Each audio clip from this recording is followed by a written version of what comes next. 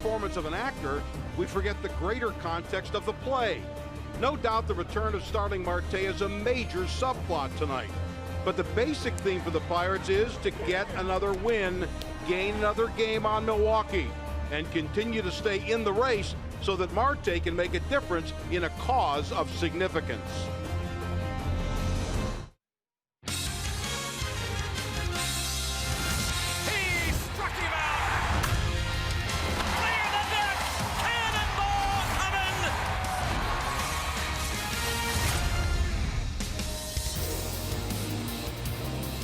Tonight from PNC Park in Pittsburgh, it's the Pittsburgh Pirates hosting the first-place Milwaukee Brewers. Bucks have won 8 of their last 10, including last night's 4-2 victory in the opener of the series, and they've moved within 6 games of first place. And they get number 6 back, and he'll be in the first spot of the batting order. Starling Marte, after serving an 80-game suspension, is back in the lineup for the first time since April 17th, as the Pirates and Brewers meet in Game 2 of a very important 4-game series. Greg Brown along with Bob Walk with you. And Bob, it is the return of Starling Marte. That's the big story. Well, obviously, I think everybody is going to wonder, is he in baseball playing shape? The hand-eye coordination as far as hitting big league pitching, that's going to be a little test for him. But if he passes that test and he's the Marte we were used to seeing, could have a huge impact on this club and what they can do going into these last couple months of the season, both on defense and, of course, on offense. Well, a guy that had a big impact on the victory last night, and he's had a big impact really the past few days. Gregory Polanco was showing off all of his talents last night. Yeah, talking about doing it on offense and with the defense. That great throw to the plate, right on the money. I mean, that was the play of the night defensively. And then he gets 4 knocks, all off left-hand pitching. He is locked in right now, and this is the kind of boost we really needed at this time. Well, he's put on a good down payment for the month of July in terms of Player of the Month. Our Barrel Automotive League leaders, a hot cup of coffee indeed. You see where he ranks. He's hitting .438 this month. It is pretty awesome to see him doing this after what McCutchen did last month. To have 2 guys get hot like this in the middle of the summer when you really have to make that push, very fortunate. Pirates will be sending Ivan Nova to the hill tonight, making his first start in 10 days, looking for his 10th win. The Buccos and the Brewers getting ready to play ball. Coming up next.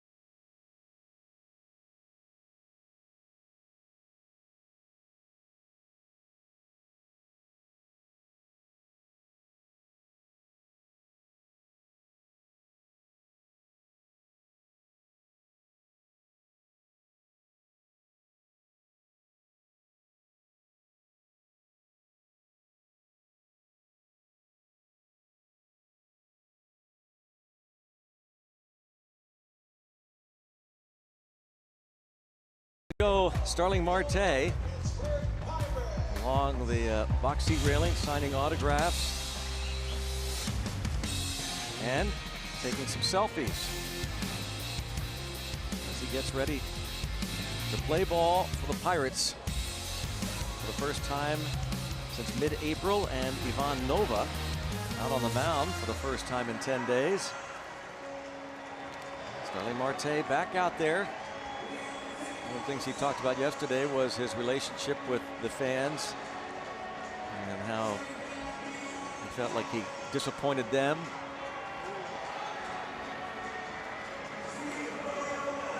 Marte looks to maybe pay back his debt. He's done that in terms of the 80-game suspension, but work to do to gain the trust back of the fan base and his teammates. And he's been smiling a lot knowing he gets back to playing the game he loves. Take a look at the Milwaukee Brewers lineup. Craig Counsell's club. Domingo Santana leads off for the first time this year. That's a big first batter in the ball game. Eric Thames is at first, then Ryan Braun and Travis Shaw. Shaw 7 for 10 in his career against Nova. Hernan Perez hits 5th. Manny Pena bats 6th. Keon Broxton, Orlando Arcia, Junior Guerra.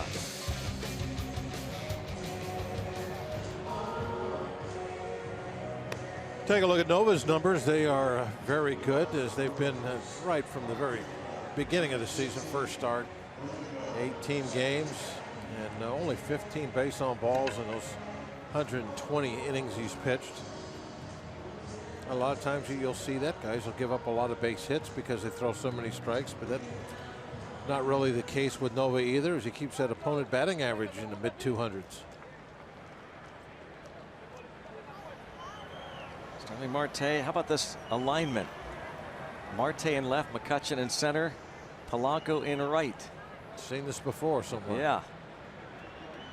So Nova faces Domingo Santana. 0 for 3 with a walk last night. We're underway and it's a strike.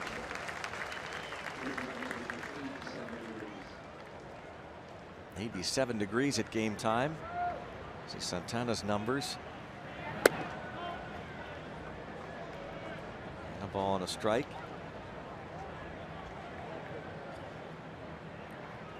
Nova 7th in the league with a 3.21 ERA. He's 6th in terms of innings pitched.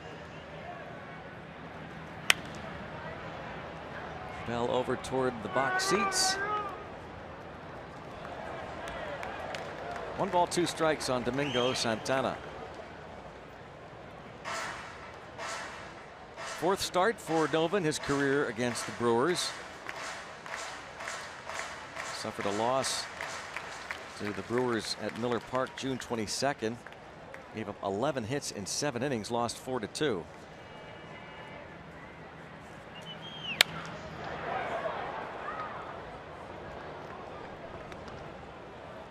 Santana, first time he has led off this season. 6th different Brewer to do so. Jonathan Villar, who's on the bench tonight at the start, and Eric Sogard, who's on the disabled list, have led off the majority of the time this year. And it's 2-2 on Santana. Nova's last start was at Wrigley Field before the break, and the Pirates wanted to give him a bit of a break, so that's why he is starting tonight, 5 games into the second half following the break, and gets an out.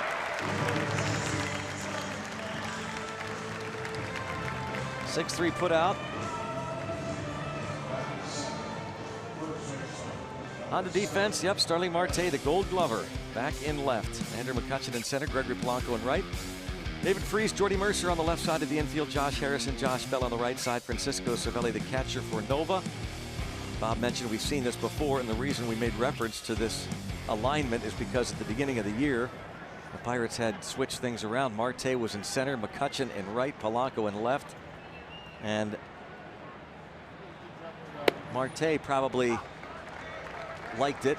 He has enjoyed playing center field when he's given McCutchen days off, but Of the three, he was the only one that liked it.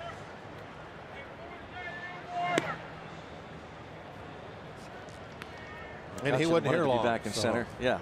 So once he was suspended, it really provided the Pirates kind of an out to get this alignment back. 2-1 on Eric Thames.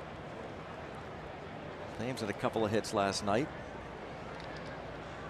2 for 5 in the 4-2 Pirates win. 8 hits for the Brewers. Pirates had 13 hits.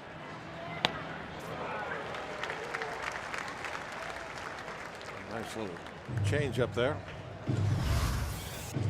Floats this one in over the outside corner.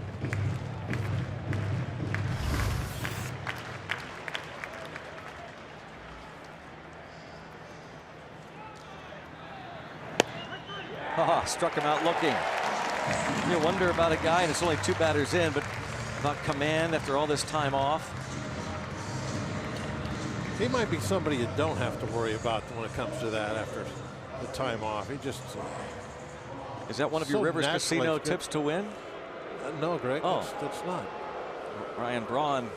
Here, I'll tell you what. I'll show them to you. All since you're power parity. I don't care if it's 0 home runs or 5 home runs.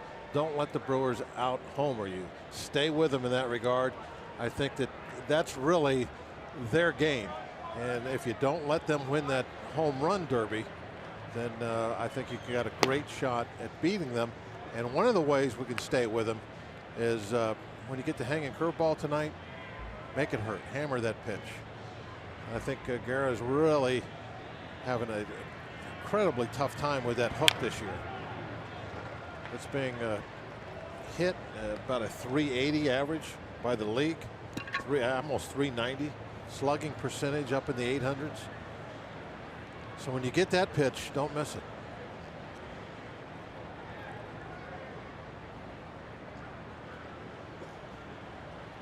On a strike on Braun. Braun was 1 for 5 last night. A single off Tony Watson in the 7th inning. He grounded out 3 times, struck out looking his first time up against Chad Kuhl. Whoops. Breaking pitch misses.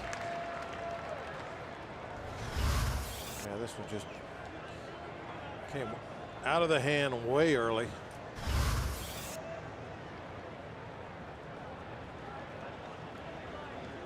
Chad Kuhl. Strong game last night, 5 2/3. Talking with Jameson Taillon. There's that command.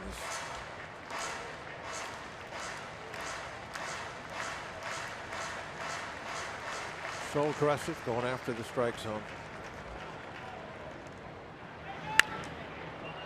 And to shallow left, Marte a little bit of trouble reading it initially, but he makes the catch. Ryan Braun flies out to Starling Marte. Marte, sunlight bothered initially, but makes up for it. He'll lead off.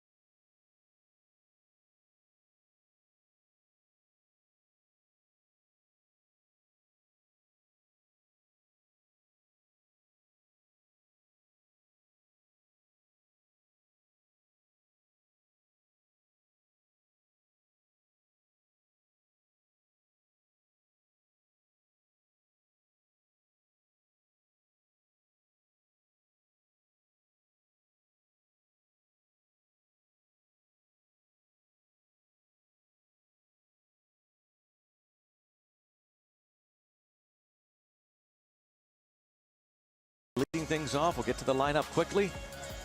Josh Harrison follows, then it's Andrew McCutchen. RAV4 lineup has Josh Bell, David Freese, Gregory Polanco following, and then it's Francisco Cervelli, Jordy Mercer, and Ivan Nova. Starling Marte leads off for the first time since the third game of the season. And the second time this year he has led off a ball game. And we'll listen to Tim DeBacco and the reaction that Marte gets.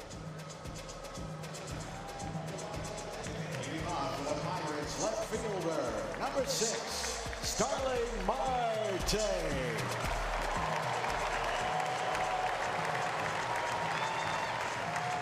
Well, you really have to admire Pittsburghers, and a little tip of the helmet from Starling Marte as the fans here give him a much warmer reception than many thought he might get.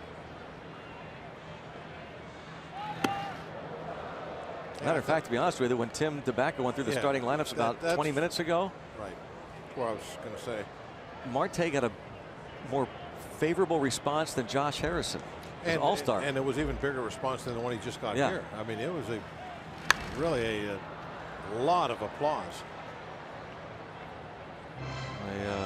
A forgiving society in which we live, and certainly the Pirates fans, at least from that initial response, forgiving Marte. Of course, his performance will go a long way in helping them and he heal from what turned out to be a shocking announcement when the Pirates were in St. Louis on April the 17th that he had tested positive and would be suspended for 80 games.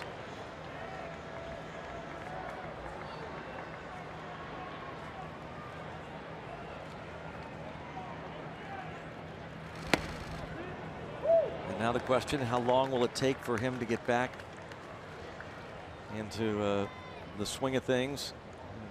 He did pretty well down at the minor league level. Played a dozen games at 304 combined, high A and triple A.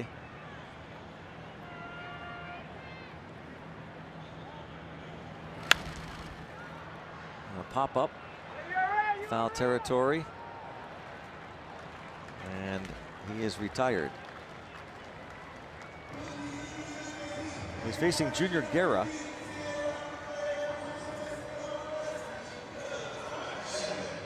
Off the disabled list today. Let's see, Guerra's numbers on the year. ERA is approaching 5. A lot of base on balls. 31, less than 50 innings for a starter. That's a bunch.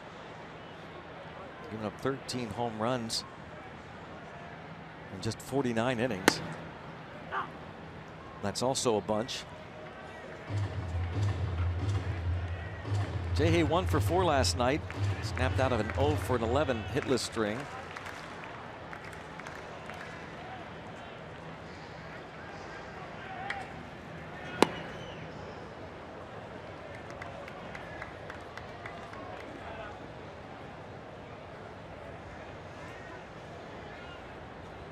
Marte's first at bat since the suspension. He fouls out. Made that catch in the bottom and the top of this inning. Like he didn't see the ball in the sunlight initially, made up for it. Fine running catch.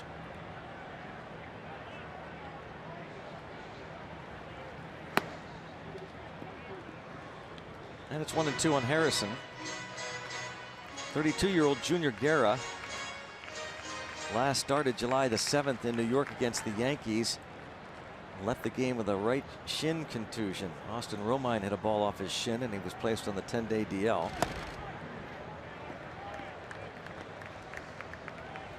Second time Guerra has spent time this season on the disabled list. Early April into most of May. Missed some time. Right calf strain.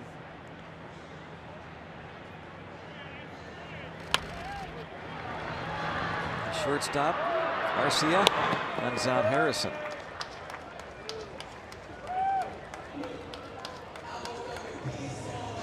Check out the rest of the defense. Keon Broxton is in center field tonight. Ryan Braun in left. Domingo Santana is in right. Travis Shaw and Eric Thames on the corners. The infield. Orlando Arcia, Hernan Perez up the middle along with Manny Pena. Stephen Vogt placed on the disabled list today. He was hurt in the home plate collision with Chad Kuhl last night. Craig Counsell, his roster changing somewhat as they bring up another catcher from the minors earlier today. Strike on McCutchen. 8-game hitting streak for Andrew McCutchen.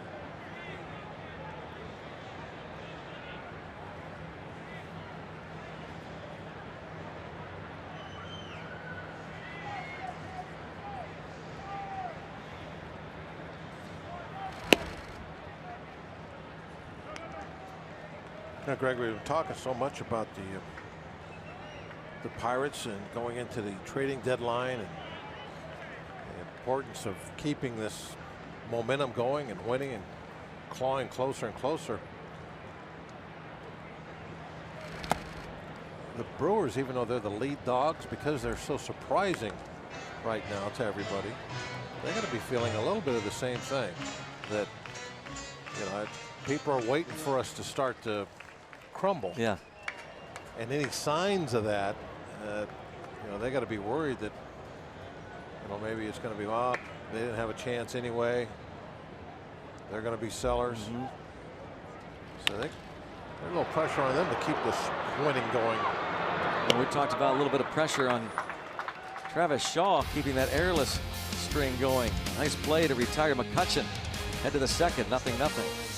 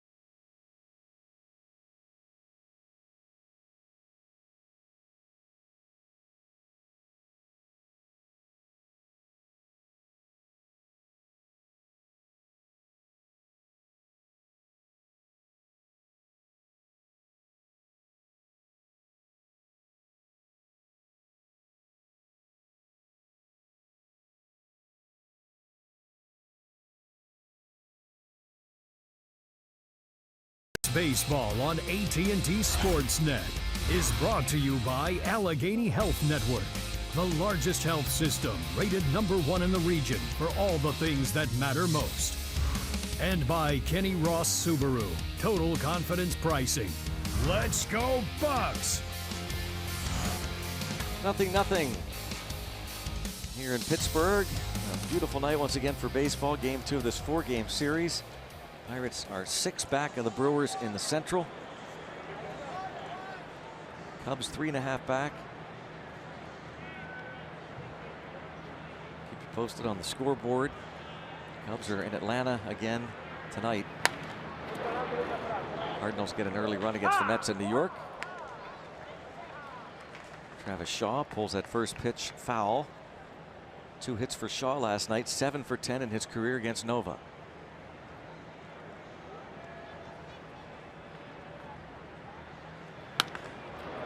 Another hit for him. 8 for 11 against Nova. It looked like he kind of slowed down his bat to make contact with that. Reached out, hooked that ball.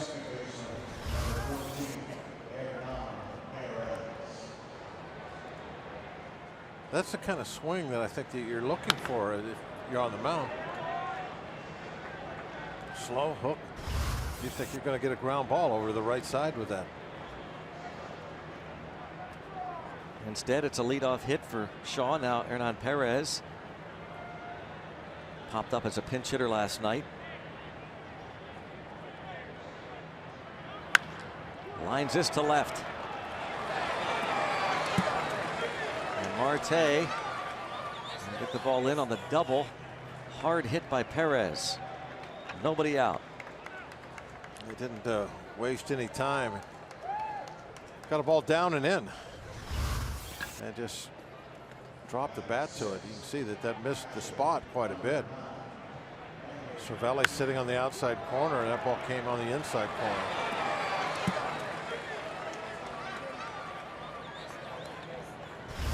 Simple case of not getting the ball where you want it to. Happens even in Nova.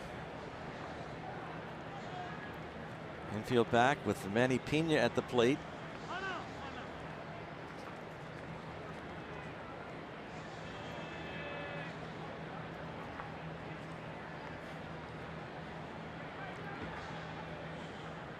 The collision at home plate last night with Kuhl and Vogt happened in the bottom of the 5th. Pena finished off behind the plate and then ended up getting a couple of plate appearances with a walk and a comebacker to the mound.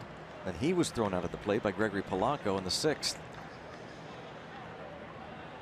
Chad Kuhl along with Jameson Taillon and Trevor Williams.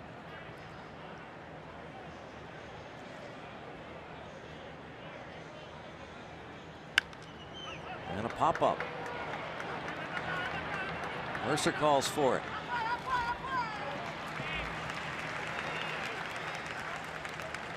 Well, there's one big out for Nova. Last night, our Allegheny Health Network injury update. This was the collision. Vogt goes on the disabled list today. The left knee sprained an MCL. Yeah, had the leg trapped underneath him. Also a neck sprain. Chad Kuhl greeted him when he came down through the Pirates dugout.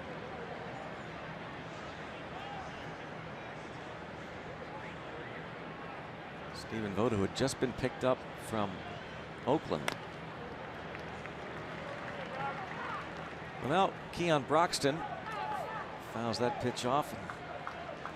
Something in Cervelli's eye. Broxton splashed, and that ball hit the dirt. 5-game hitting streak for Broxton. Has struck out 118 times on the year, which is tied for the most in the National League, along with Will Myers of the Padres. Cervelli's still having a hard time getting that dirt out of his eye. Here you can see it right there. Something come up. Stuck with him for a little bit.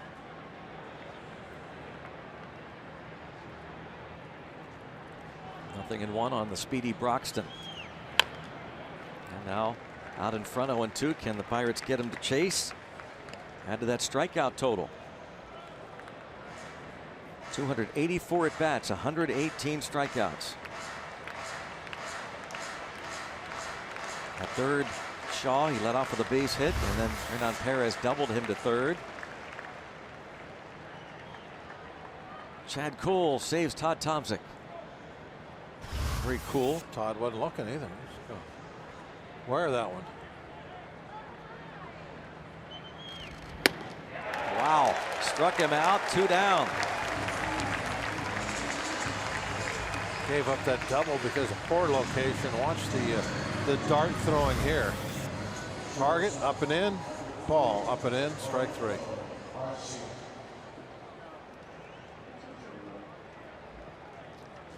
So with the chance to get out of it, the Pirates will intentionally walk Arcia to face Junior Guerra.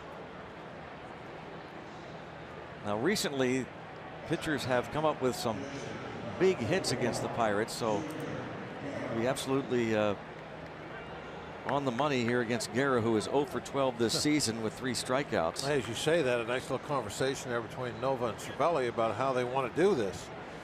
A lot of times, a pitcher coming up doesn't take a lot of conversation, but I think they were thinking along with you.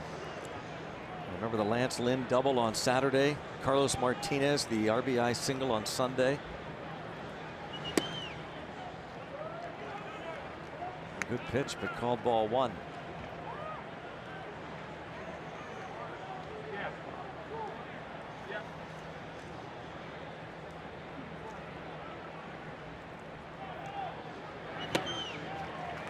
Big cut from Guerra. Pretty good movement on that too. That from 94 had a little run on it coming in underneath the bat. Guerra held his own last year at 229, 8 hits and 35 at bats.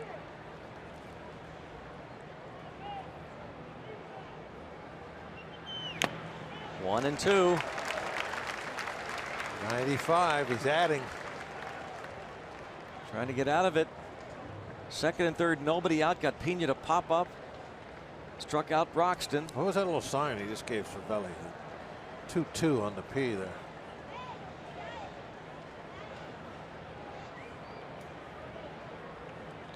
A reminder that I've got 2 strikes on him. The second strike. And the third one. What was he wanting to throw a curveball? That's what it was. In the dirt, struck him out, and they leave them loaded. They don't score against Ivan Nova.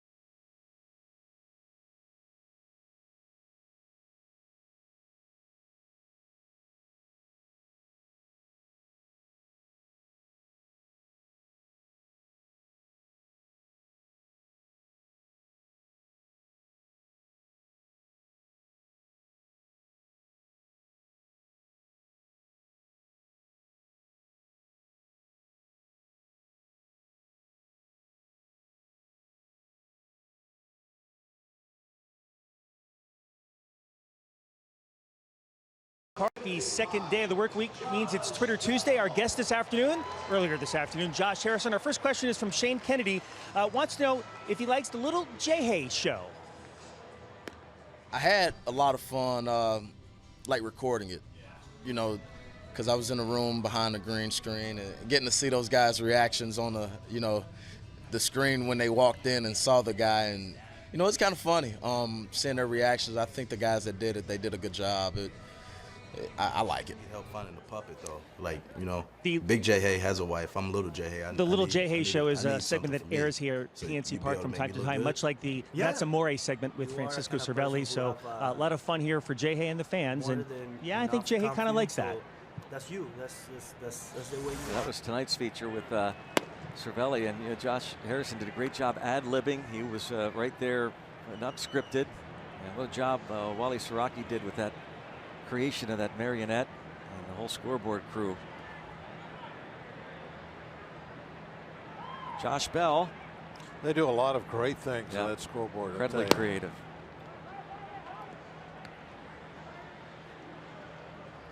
a strike. He's hit safely in 8 of his last 9. Was 1 for 4 last night. David Freese next. Then Gregory Polanco against Junior Guerra. Hopefully Bell will be one of the guys to help us win the long ball wars tonight. One of Bob's tips to win. Hey, the long ball war. Well, these guys are the best in the league when it comes to hitting home runs. I mean, that's their offense, so you got to stay with them. If they hit a couple tonight, we got to hit at least a couple. Junior's been giving them up too. Uncomfortable looking swing and a strikeout of Bell. First K for Guerra. There's been a lot of these down and in uncomfortable type swings for Bell this year. I guess for a while there they were calling him the chicken wing. Chicken wing swing. Does not like that ball down and in. Very un-left-handed hitter like.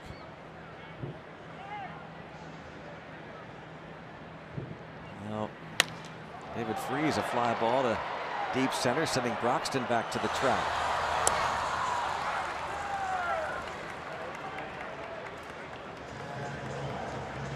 Two outs in the second. Guerra faces Gregory Polanco.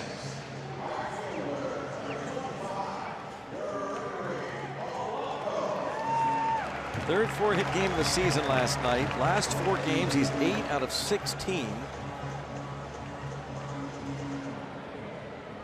He's hit safely in all 12 of his starts this month. Batting .447.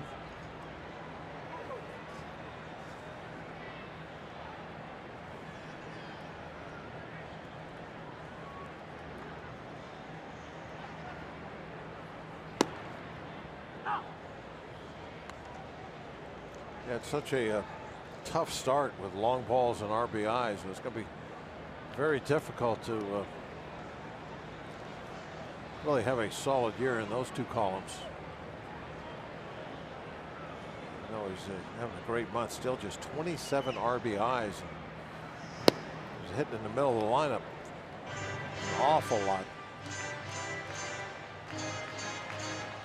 Just recently been moved to the 6th spot.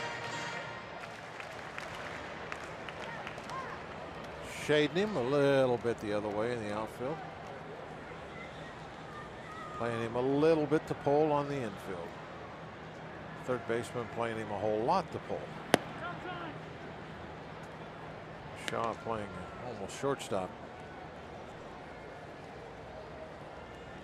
Heard Mike Malinsky, the home plate umpire, say outside. Mike Winters, the first base umpire and crew chief. Ryan Blakeney, Mark Wegner, the other umpires.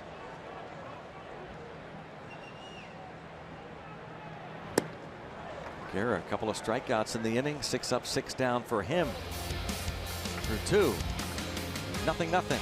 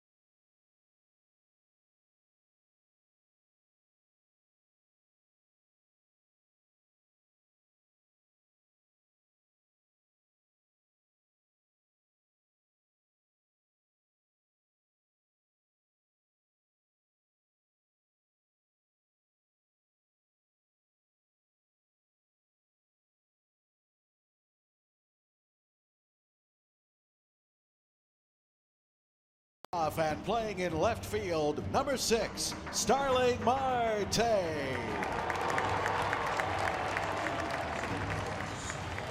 We referenced that moment a little bit earlier when Tim DeBacco announced the starting lineups before game time, and that strong positive reaction from the fans, and earlier Point Park University Instagram from Starling Marte that he sent out. First couple of sentences after a period of time that seemed endless away from the game that I love so much. Today I rejoin the Pirates of Pittsburgh. This day fills me with enthusiasm and emotion for returning to play. First couple of sentences that went on and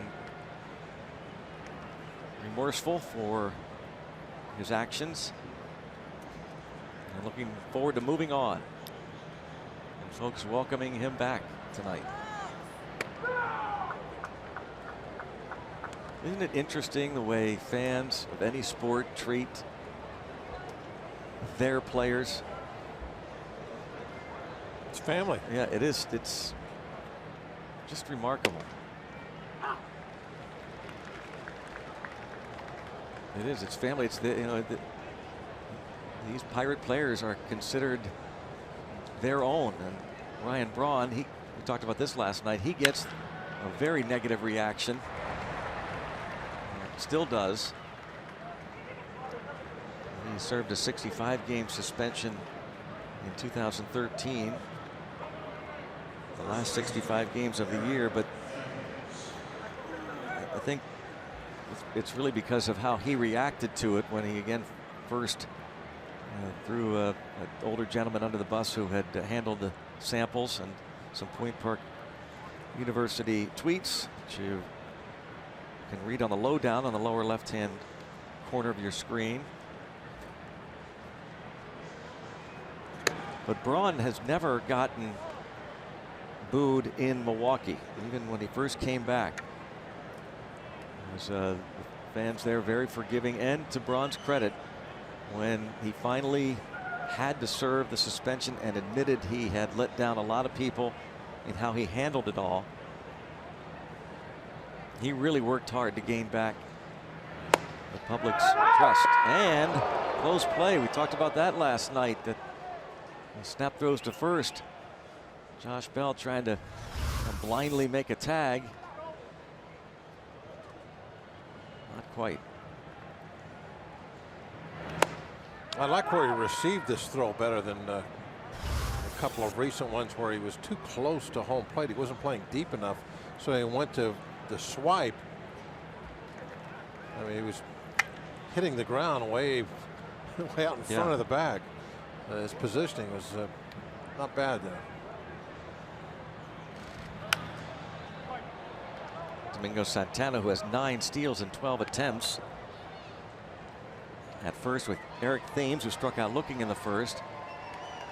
A 2-1 count. 23 homers, tied for 5th in the league.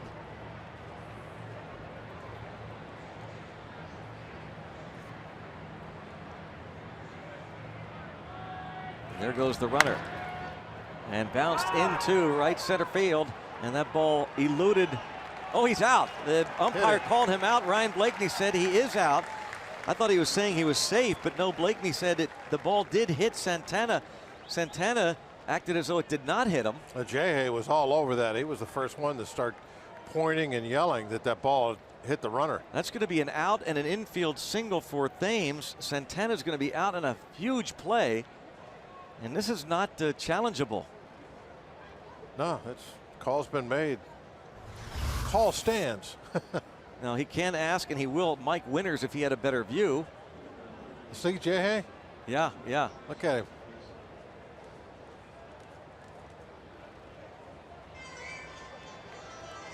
That call is going to stand. He asked Mike Winters, the crew chief, if he had a better angle. Oh, maybe it just glanced off a pant leg.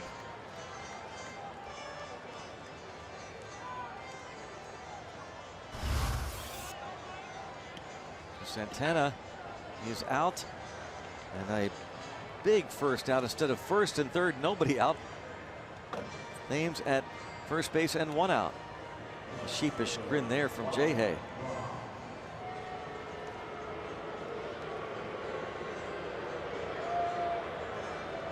Braun gets his booze.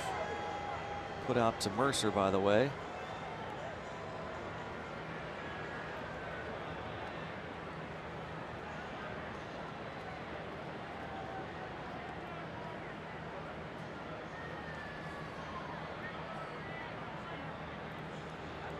Braun flied to left. And up the middle. Puts runners at first and second.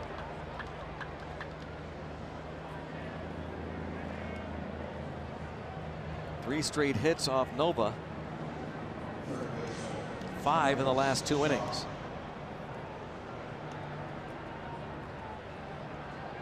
He's keeping the Brewers on the ground, though, for the most part. I like that. Nullify their power, make them hit singles. But here's his nemesis. Uh-oh. Shaw picked up his 8th hit in 11 career at bats against Nova. Well, he is overdue to make about 4 outs in a row. Yeah. 66 RBIs, 8th in the league, Travis Shaw. The good numbers with runners in scoring position.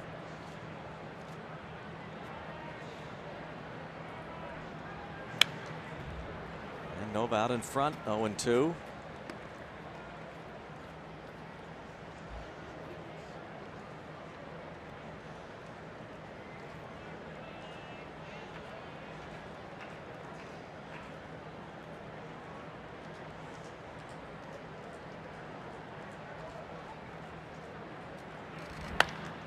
Deep to right center field. Travis Shaw crushes a 3-run homer.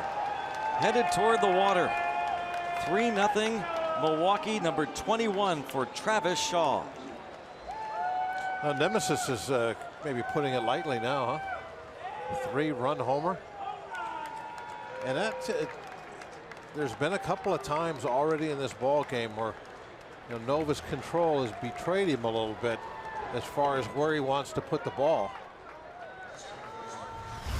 And the river wasn't where he wanted it, but watch, this is right down the middle. That's an 0-2 pitch, right? Yep. Look at that. I mean, there's no way he wanted to throw that anywhere close to that spot. So going back to the question whether that 10-day layoff can hurt even a guy like Nova. Probably Shaw not to where he's crushed going to walk people, but the location where he's trying to place those certain fastballs. Just not as sharp. Yes, for sure. Landed up in the Allegheny. Sunk. Didn't get to it soon enough. Too late. That's hard hit. Man. 7 hits now already. 5 in a row in this inning.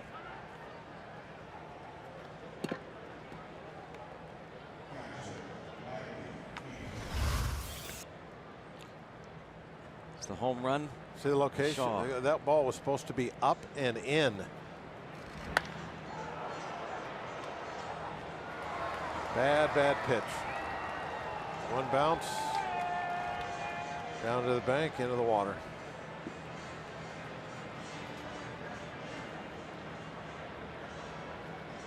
Monster blast from Shaw. Average time that they'll float before they sink.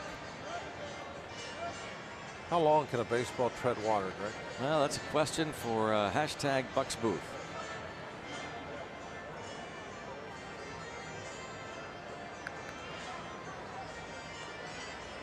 What a pickup, Travis Shaw.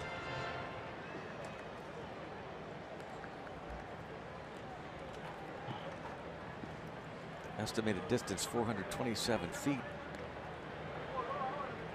Ray Searage pays Nova a visit.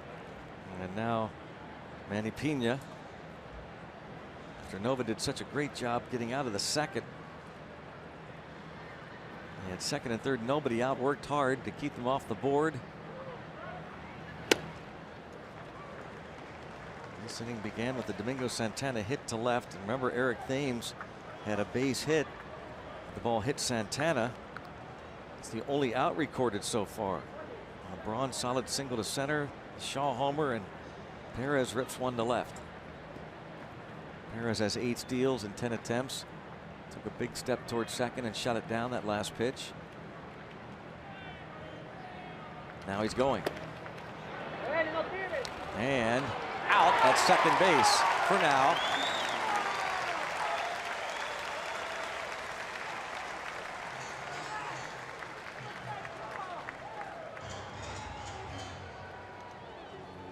Jay Hay applying the tag. Good quick tag by Jay Hay. He's out pretty easy. Call will stand.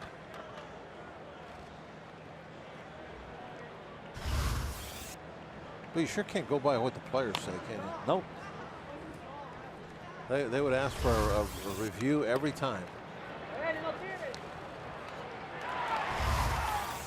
Cisco Cervelli throws out Perez.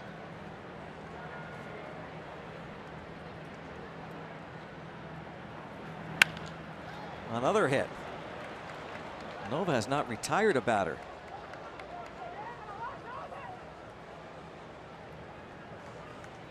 It's been. Pena's probably not going to steal, so they would pick him off. Throw behind him. 6 straight hits. Nova has not retired a batter in this inning.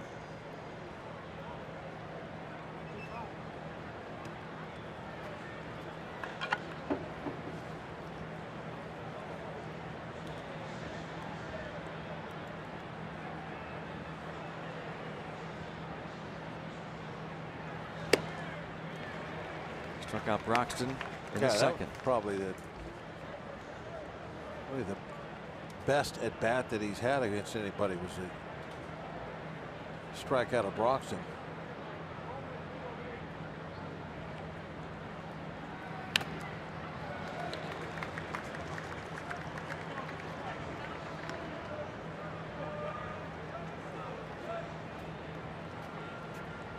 So 0-2.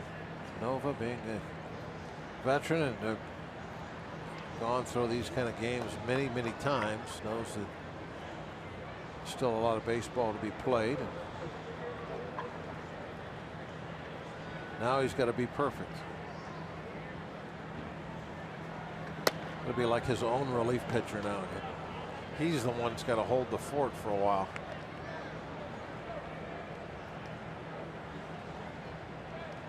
He needs to be the efficient Nova as well. He's at 51 pitches already.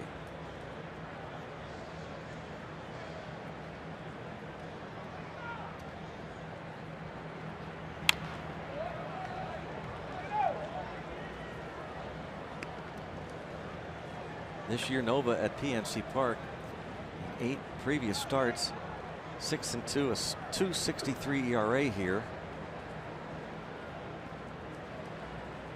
This is his 15th start since joining the Pirates last summer here at PNC Park, and he's 9-3 in this yard.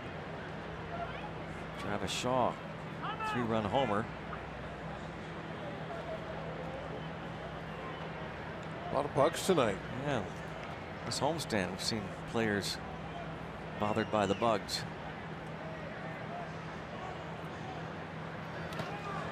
Runner goes, pitch in the dirt. Pena reaches. That was your chance to have 3 outs on the bases. If Cervelli picks this ball up clean first time he reaches for it, he's got a shot at him.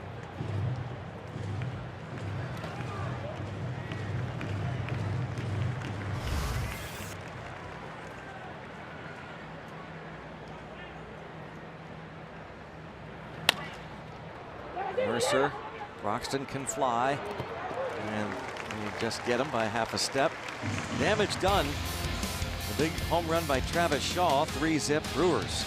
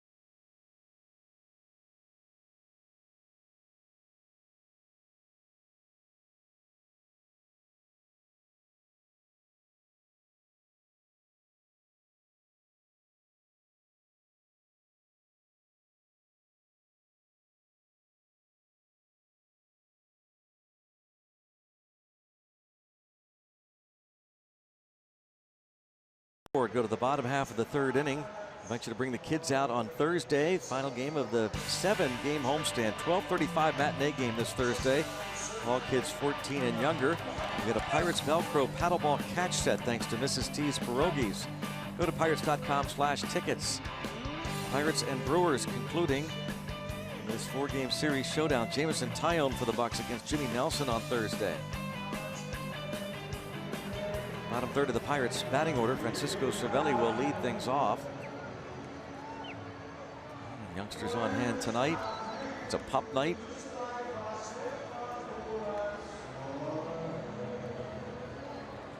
Cervelli, Mercer, Nova here against Junior Guerra.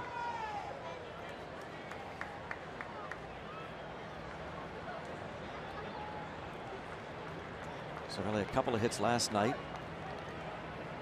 The Pirates have had so many close late wins, comebacks, walk-offs. They're looking at the scoreboard right now saying a whole hum. Came back from a 2-0 deficit last night to beat the Brewers 4-2.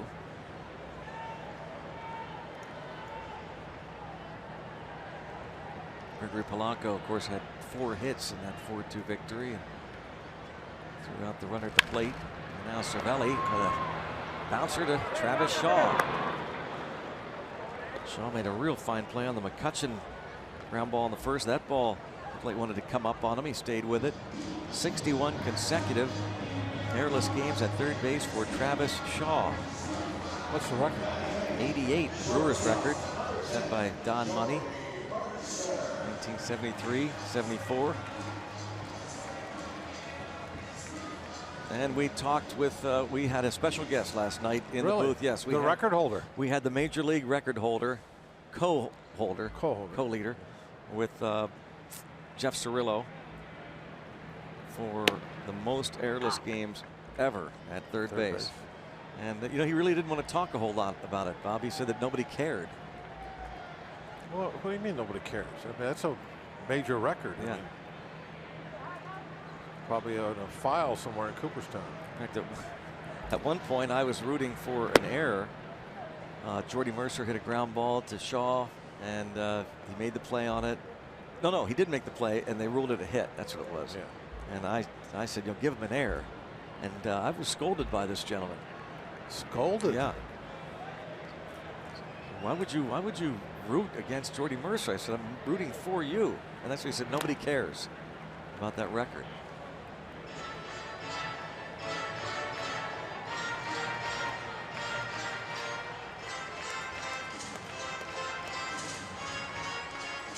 Travis Shaw at third base. John Wehner, by the way, is the other guy with Cirillo, in case you weren't watching. Did you know that Wehner holds that record?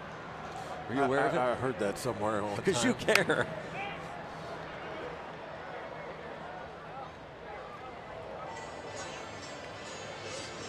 Mercer with a 6-game hitting streak. Yeah, you're right. He is in Cooperstown. I was there during the All-Star break, and they were kind enough to let me take a look at some files, and John Wehner had his own file in there. Milo Stewart took that official photograph, Cooperstown, the Hall of Fame. To right.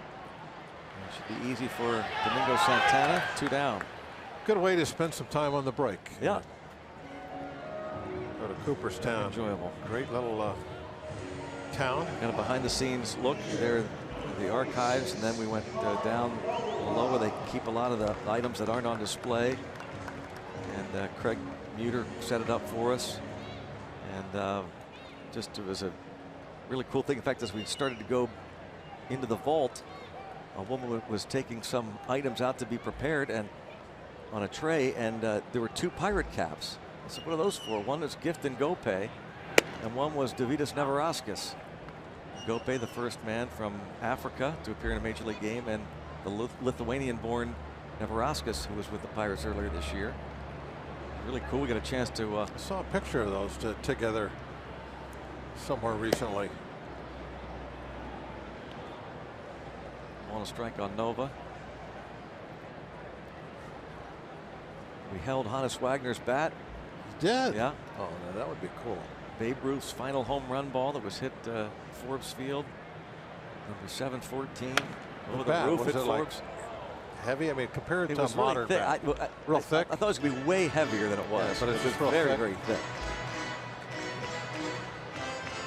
But I didn't tweet out the picture of that. I tweeted out the picture of Wayner's file. The Babe Ruth baseball, Honus's bat, and we get John's file. I mean, anybody can see the Wagner bat and the Ruth home run ball. There's a strike 3 called, 3 Ks, and 9 up, 9 down for Junior Guerra. We played 3. It's 3-0 Brewers.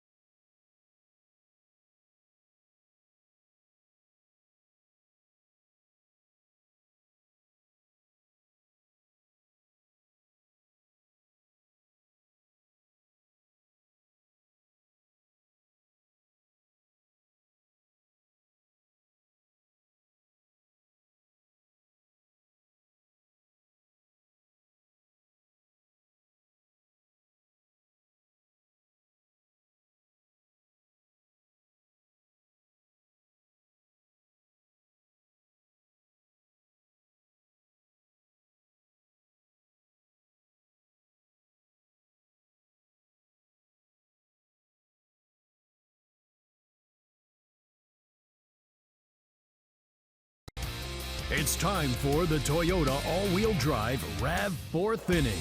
Toyota, what drives you? 3-0, go to the 4th. Brewers in front. Game 2 of this 4-game series. Save big with a Dick's Sporting Goods scorecard. Use your scorecard, get $10 off on tickets in the outfield box for Sunday through Thursday home games. Go to pirates.com/scorecard for your tickets.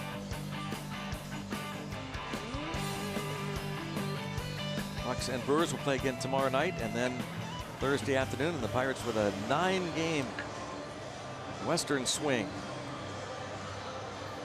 after Thursday. So 10 days. See the Bucks tomorrow night or Thursday afternoon. Pirates will not return to PNC Park until Tuesday, August the 1st, after this upcoming road trip. Home in July is almost over. Orlando Arcia walked intentionally in the second. And McCutcheon.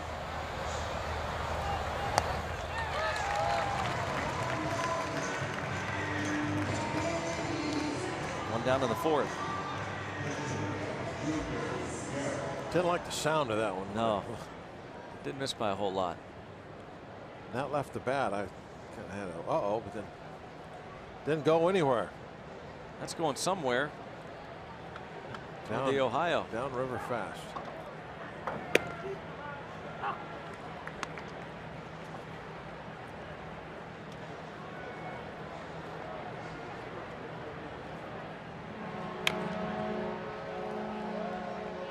Oh, 0-2 on the pitcher, Guerra. Got a good crowd there.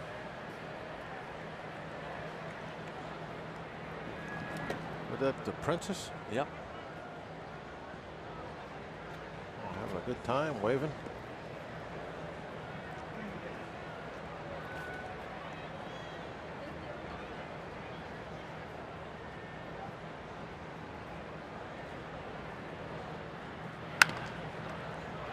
There's Mercer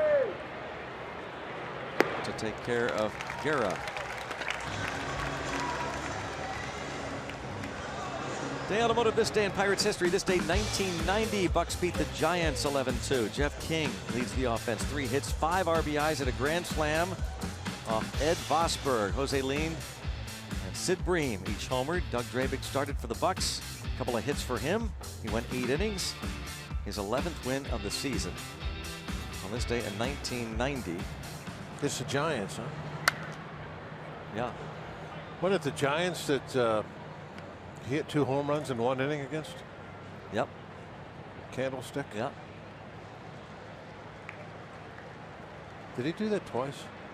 No, just once. I think just once.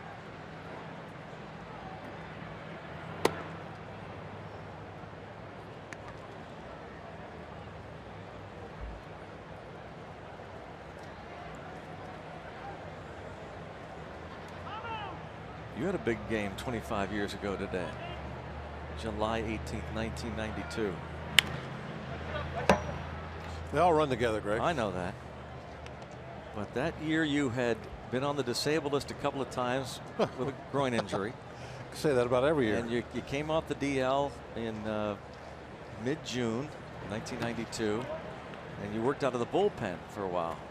But you started this one particular game against the Cubs at Three Rivers.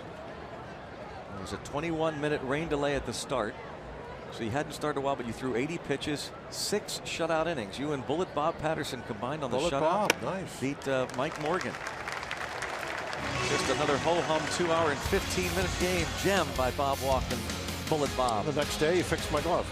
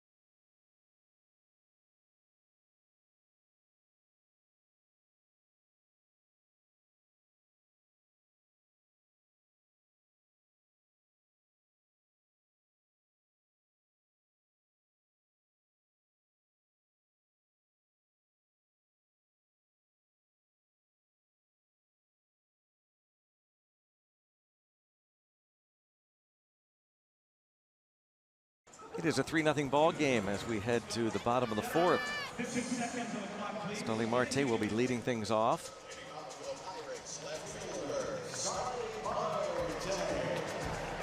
Dominican flag on hand. Second at bat, Marte fouled out his first time up.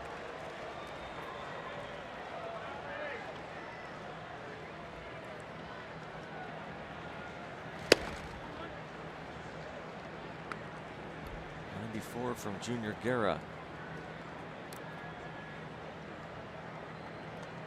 13 games played this year for Marte. 2 homers, 7 RBIs.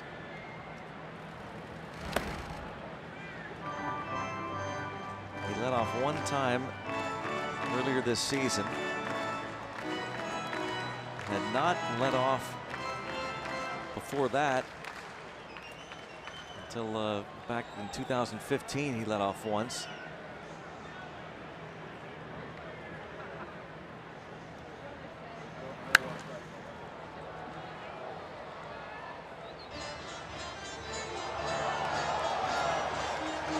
Game 3 against Atlanta led off. Was 2 for 4, hit by a pitch, scored a run, drove in a pair. He is hitless now in his last 11 at bats, going back to pre-suspension games. 2-2. Well, how about that call? It was way inside. Boy, quick jerk of the glove there from Pena.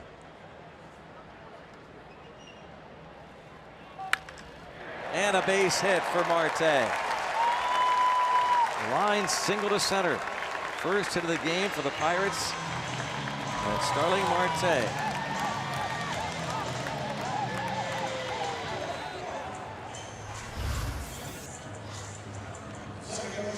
Left that one upstairs, out over the plate. It's nice to see, because I mean, he was visibly upset on that call, and got rid of it. Let it wiped his mind clean. How anxious do you think he is to steal? Might run on the first pitch.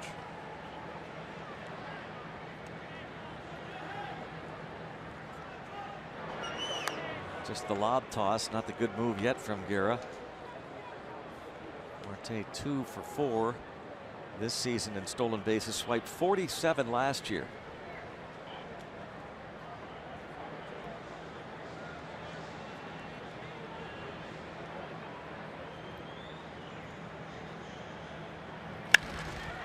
J-Hay with a fly ball towards center. Broxton back. And all the way to the wall. And Marte will tag up, and he'll move up 90 feet, showing off good speed. He's in scoring position for Andrew McCutchen. And let's go back to the studio. Game break with Paul Alexander.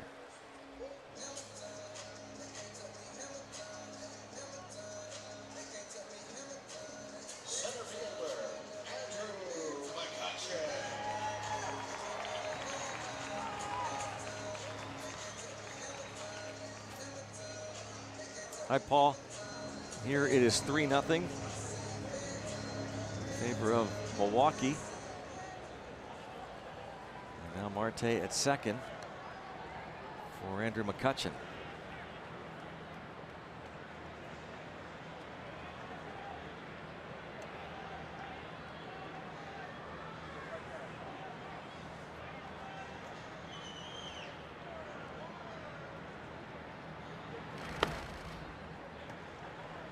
McCutchen hit the ball hard, but Travis Shaw, third baseman, made a nice backhand play on him in the first. 4 hits and 11 at bats against Junior Guerra.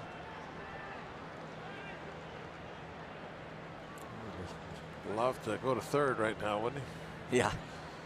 1 out. Yep.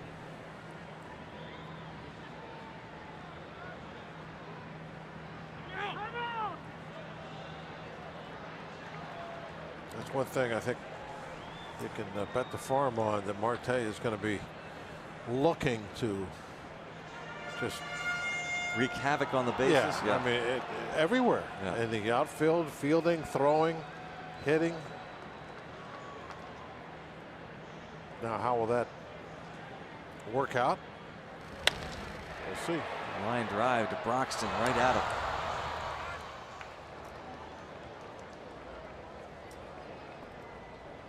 Two away. It's important to play within yourself. Don't try to do too much. That can, in a game of baseball, that can work against you. But he will be driven.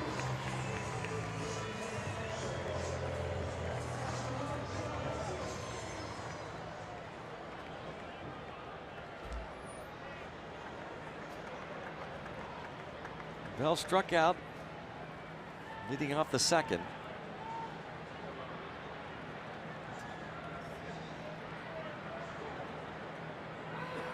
Pickoff try. Oh boy. Marte is picked off. 1-6.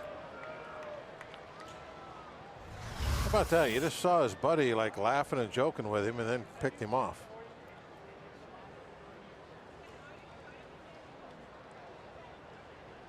You know what I mean, Greg? Yeah, I don't know if it was Perez or Arcia that he was joking with. I think it was Perez, but still.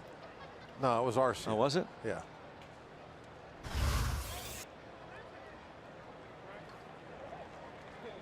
And they're not going to challenge it. That's not good. Joking around at second and picked off.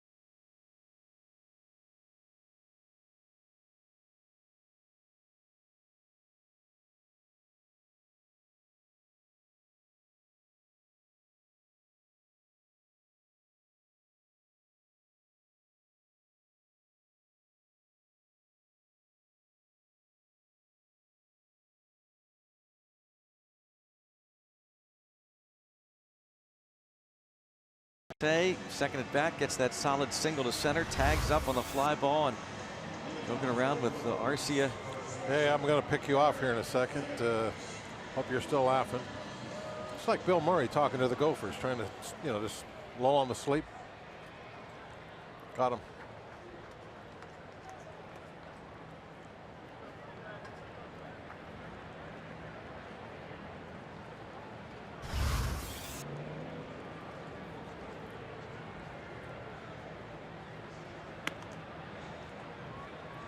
Eric Thames. If you get, I say this all the time, especially guys at first, you get picked off trying to steal a base. It's okay. If you get picked off second with 1 out and he was looking to move up, but there was 2 outs at that point. Now he's not going anywhere. So should not have got picked off there.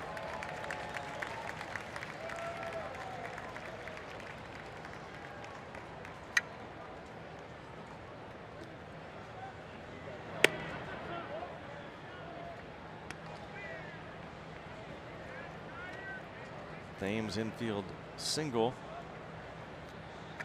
in the 3rd inning with Domingo Santana at first. Santana was hit by the batted ball. The out was recorded.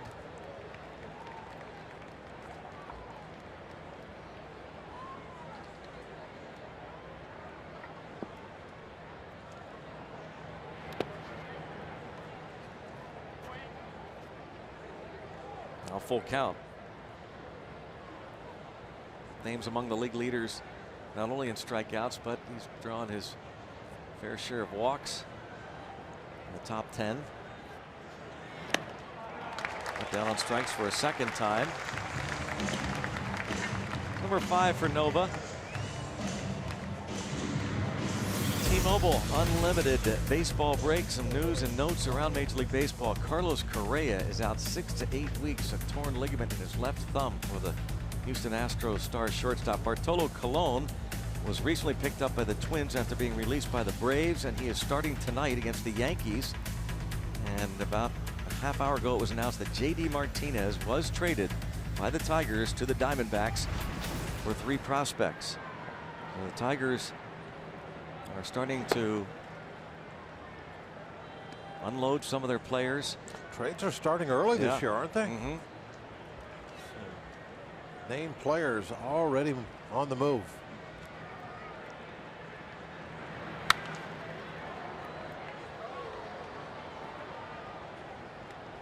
Nova traded last year from the Yankees to the Pirates. And as we said, it's a pup night. Go back, buddy.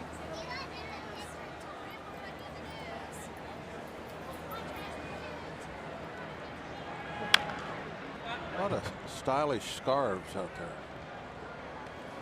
It's kind of a fashion show, pup night. Yeah. Whoa, somebody had crosswords with somebody else there.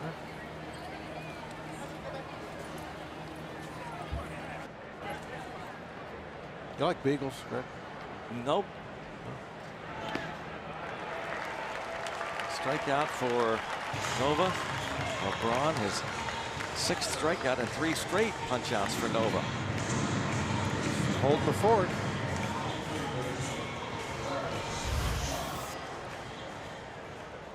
Slider, it looks like. Maybe curveball, 82 mile an hour.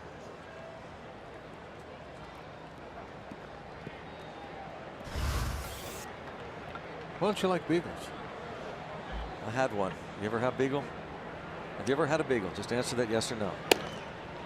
Does it have to be a purebred? Have you ever had a Does it have purebred? to Yes. be a purebred? No, never had a purebred. Next, when you get one, you'll know why I say I don't like them. They look awfully sweet. Yeah.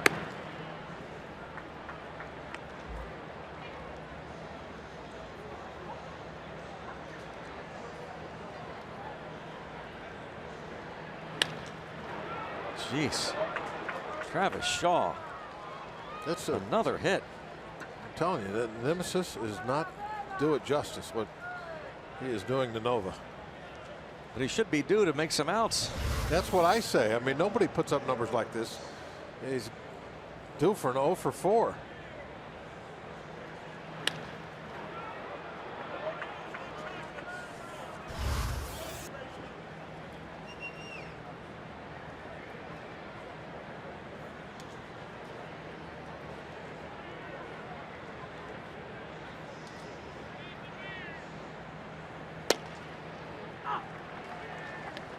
And on Perez is 2 for 2.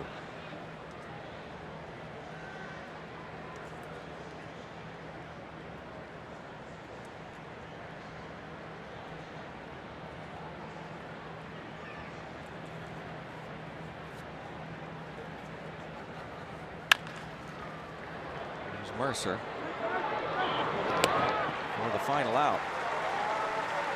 Nova gave up those 3 first-inning runs on the home run by Shaw. 3-0 Milwaukee.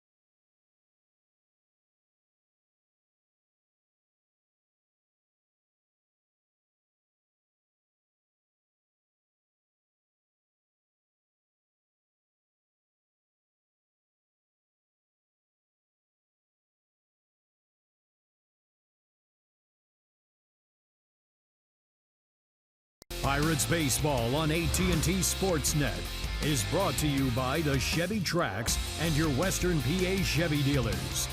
And by Day Automotive. We're going to make your day. Let's go Bucks! 3-zip Brewers. Head to the bottom of the 5th. Josh Bell, who was at the plate when Starling Marte was picked off second. Takes ball 1 from Junior Guerra. Travis Shaw's home run, the difference in the ball game.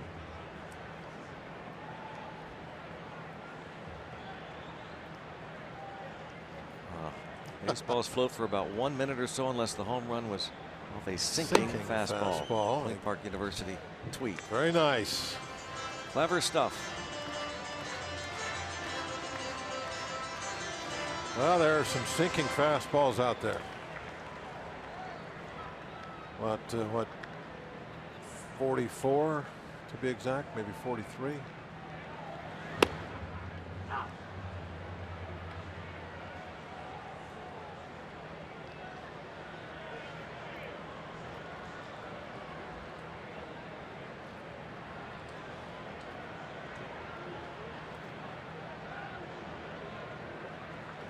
Guerra making his first start since before the All-Star break. 2 balls, 2 strikes on Josh Bell. See if they don't try that again, coming back down and into him. Able to tie him up.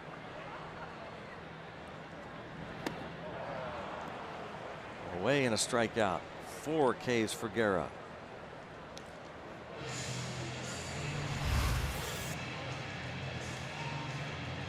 Bell homered off Guerra earlier this season. That splitter has been working pretty good for him tonight. Staying away from that breaking ball that he's had trouble with this year.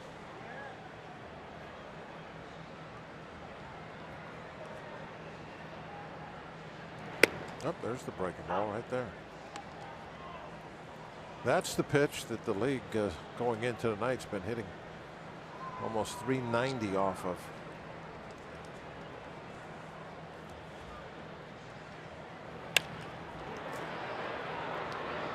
Freeze thrown out by Perez.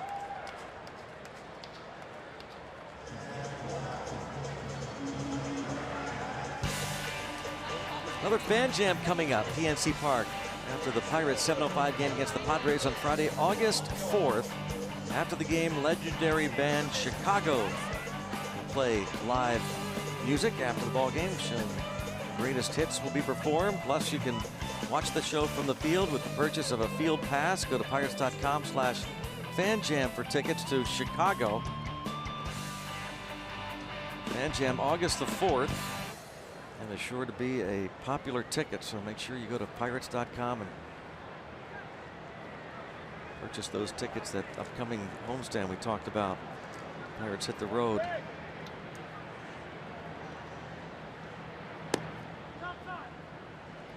After Thursday afternoon's game, Bucks don't return until Tuesday, August the 1st. 3 with the Reds in that weekend series against the Padres, and then the Tigers are in.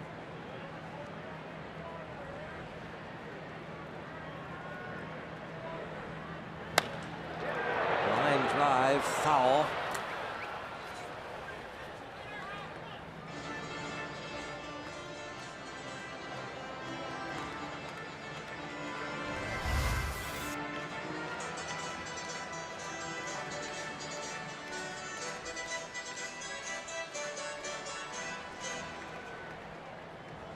It looked like a breaking ball.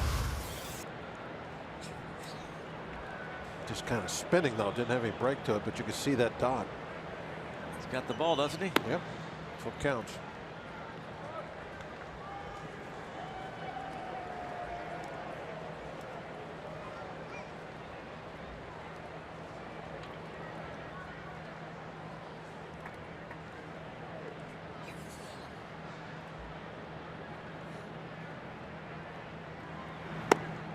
Two and two.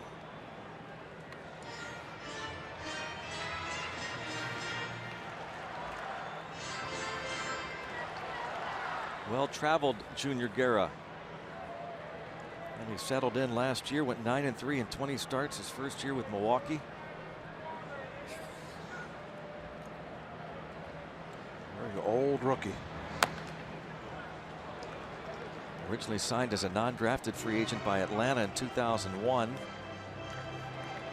6 years later, released by the Braves. Signed as a free agent with the Mets in October of 2007.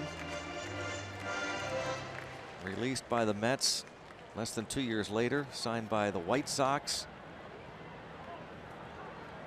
Claimed off waivers by the Brewers before last year. Bounced around. He's also played independent league ball, played in Mexico, played in Italy.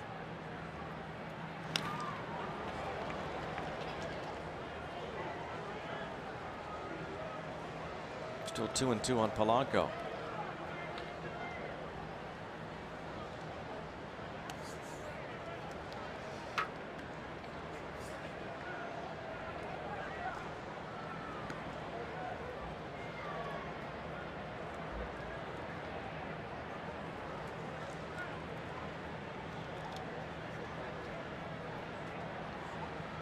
Two and two with 2 outs and nobody on. Pirates with just 1 hit, the Marte single.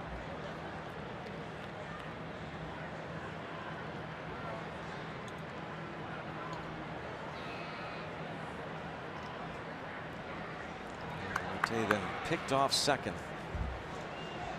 to end the 4th. Polanco lifts it to left. Braun. 1-2-3 in the 5th on a pup night in Pittsburgh. You're watching AT&T Sportsnet.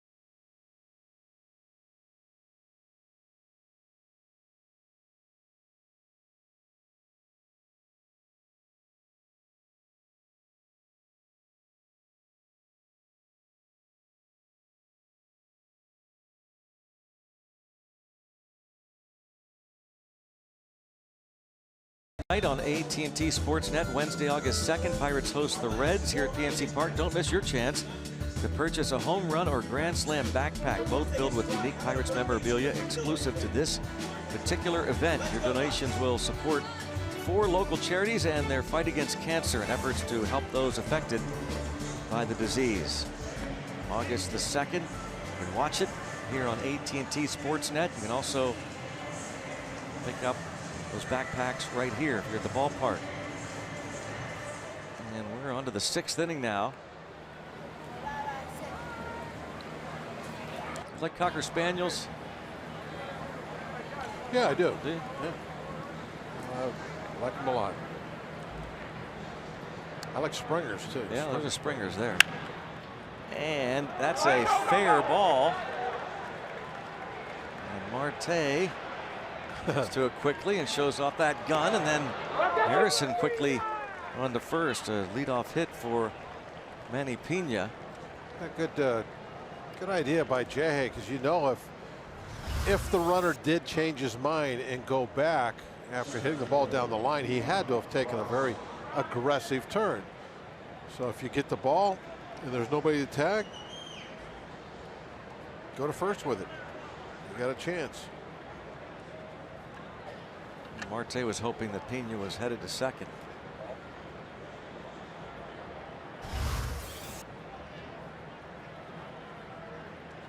10 hits now for Milwaukee.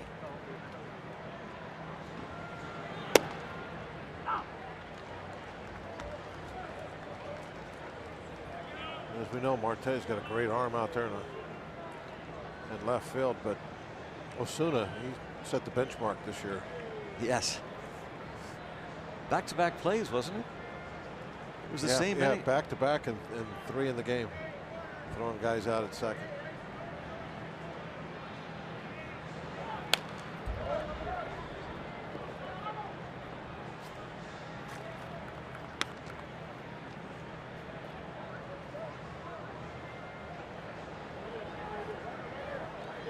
Two on Broxton.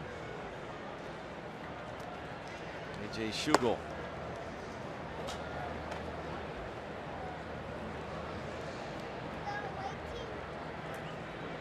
We were talking about Nova's pitch count earlier, how he's just letting it get away from him.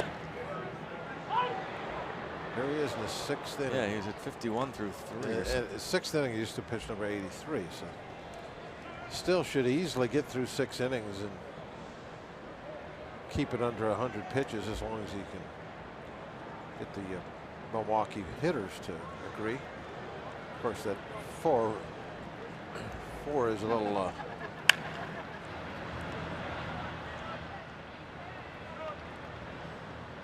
four is a good start, I guess you could call it.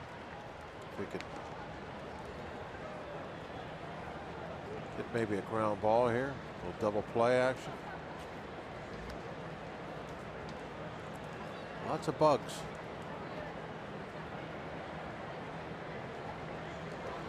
Still don't feel like we've had a hatch, though, really. No. These are just your generic. Worst is yet to come. Yeah, oh yeah. We're going to have one of those nights where something along the river will hatch, and it'll be very interesting for the participants of the game.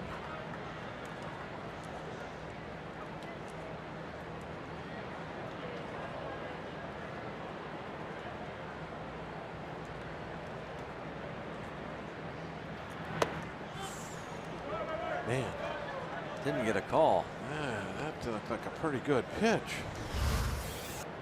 A breaking ball just right there.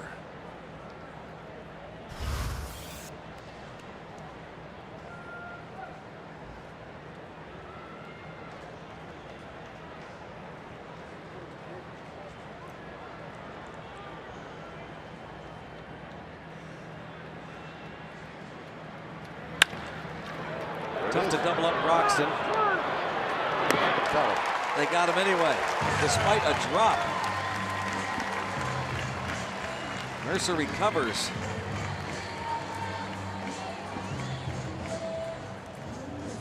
Two outs. Nice look on the Allegheny Health Network Supermo. Nice quick turn by Jay. Was he in contact with second base, by the way? Did not see that, Bob. But the Brewers are checking.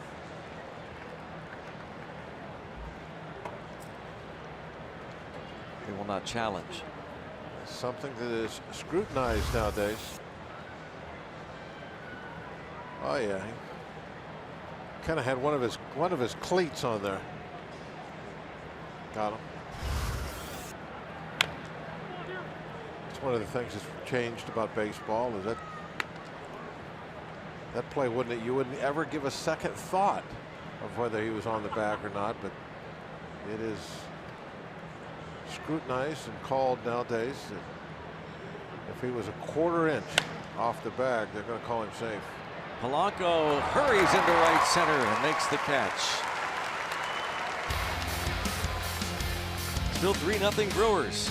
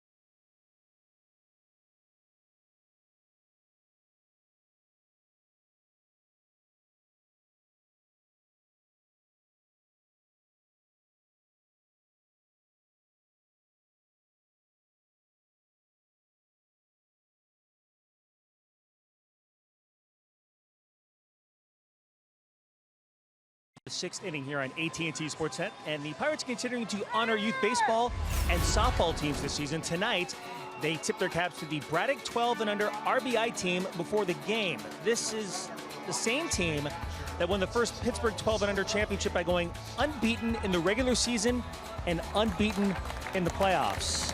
Chris Stewart, Frank Quimley, just some of the representatives of the Pirates had a chance to say hello. And you know, it's really cool, guys. Every time they have a young squad or young kids from the team on the field before the game, eyes are wide open. It's really cool because they're looking in front of them and they see players on the field, and they look behind them and some of the guys say hello, and it's always pretty cool to watch them just kind of stare in awe. That is great. Can't imagine what that would have been like at that age to walk out on a major league field. Have guys in those beautiful major league uniforms come walking up, talk to you.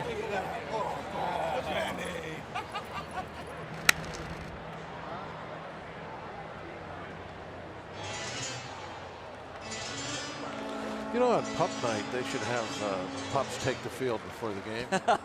run out to each position. Like they did at Sam B. Thorne Stadium in San Juan, Puerto Rico, when the Pirates played the Expos there years ago. That was unscripted. They all took the field before the game. That was unscripted. Yeah, I'll say.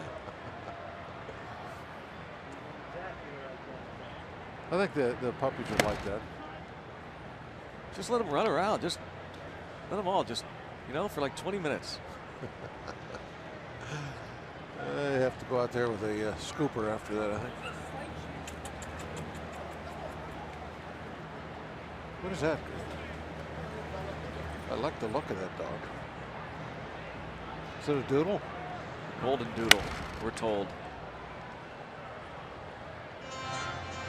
You know what I've always thought were cool looking dogs? Airedales.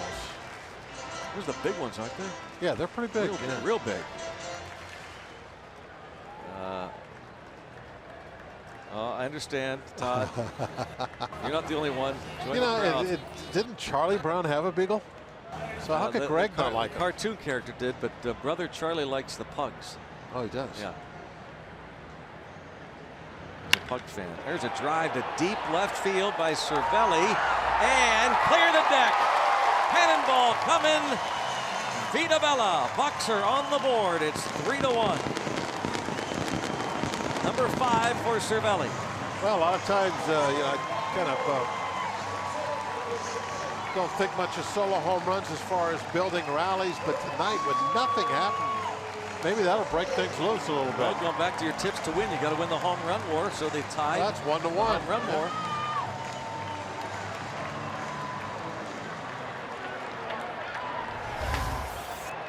Let's go. Look at it. Cervelli says, okay. Come on. Let's do it. Reminded me of Animal House.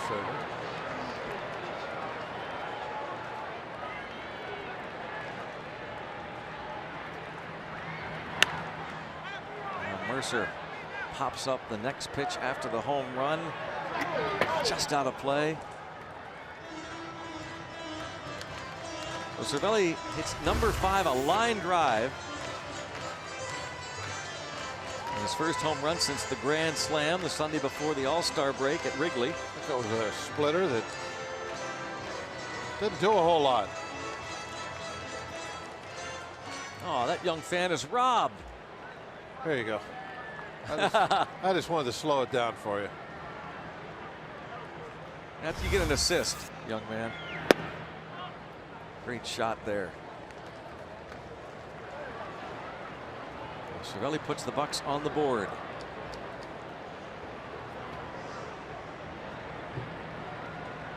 I'm looking at that ball. A home run ball of all things, too. It's got to be a little step up from just getting your routine foul ball. From a very popular Pirates catcher.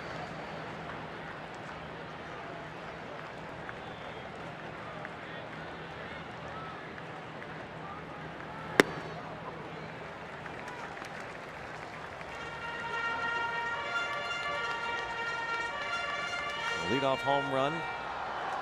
Mercer fly to right in the 3rd. That's it for Ivan Nova. If the Pirates can't rally for 2 more, get them at least off the hook for sure. And now 3-1, and Bob also mentioned earlier about Garrett could be a bit wild. He walked 5 Pirates in his 6 innings June 21st at Miller Park. Pop up to shallow right. So Adam Frazier is going to pinch hit now for Ivan Nova.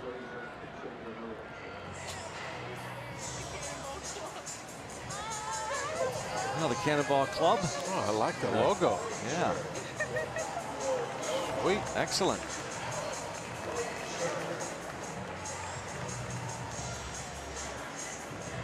Well, they should have a dog down there. Yeah, they gotta have pup night. How can you not have a pup in the bullpen? It's the Pirates bullpen. They need to have a mascot. Could be a rule against that, Greg. What would the? Is there any doubt that a bulldog would be the bullpen's mascot? Has to be, right? Has to be. And I have a nice bulldog. Yeah.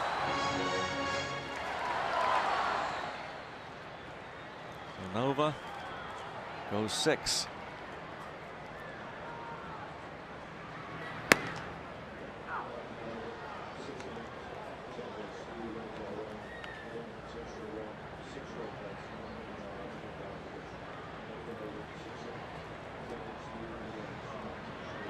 Now that Marte is back, Frazier not going to play every day, and it's going to. Oh, what a catch by Keon Broxton! Absolutely spectacular grab by the Brewers center fielder. Now you mentioned the kind of ground that he can cover. Put it on display with that catch.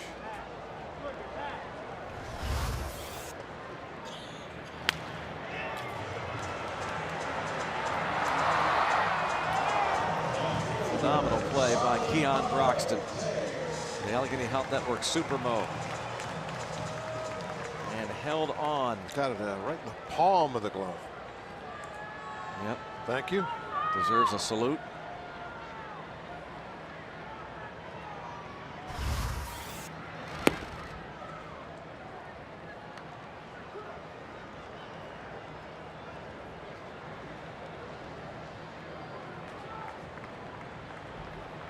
Pirates down a pair. Marte's third at bat. Broxton really, I think, playing Marte shallow in center field. Look at that gap in left center. It's a triple waiting to happen. That's just what I was thinking. He hits one toward the bullpen gate. A lot of room behind Broxton. Takes a couple of steps backwards.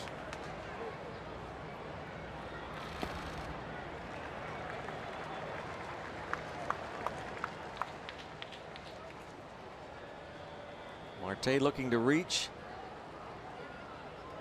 And no doubt would try and steal and get in scoring position. Guerra has not walked a batter yet. And it's a 4-pitch walk. Another running opportunity here now with 2 outs. This is a good time to run from first base. I said earlier, from second base, no, you're not going anywhere, but from first base, and you're a guy that is as successful as Marte, get yourself to second.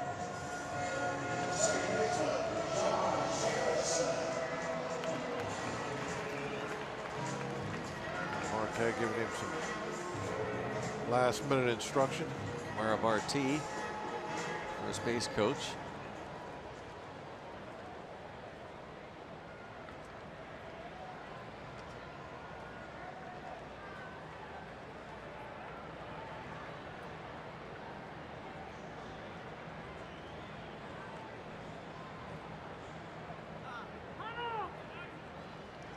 Guerra held it there until time was called.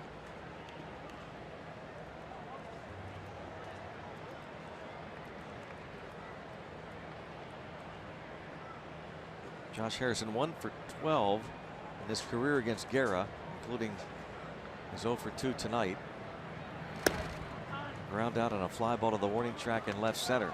Hit the ball well his last time up. As Keon Broxton approached the wall in left center.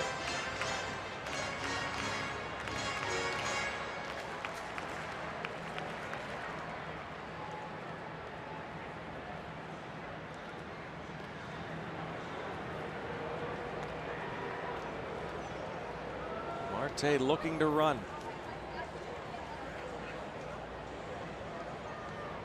Saw the bullpen activated for the Brewers. Guerra due up first in the 7th.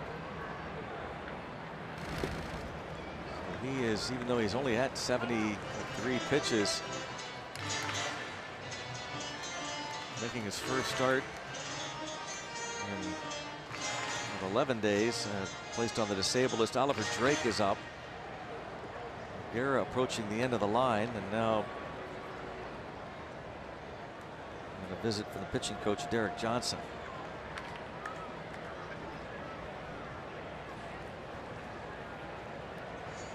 Did not like that 2-0 count. McCutcheon on deck. Because he comes out and makes this visit now. It takes up a little time. And they'll be able to go to Drake if they want to when Kutch gets up there.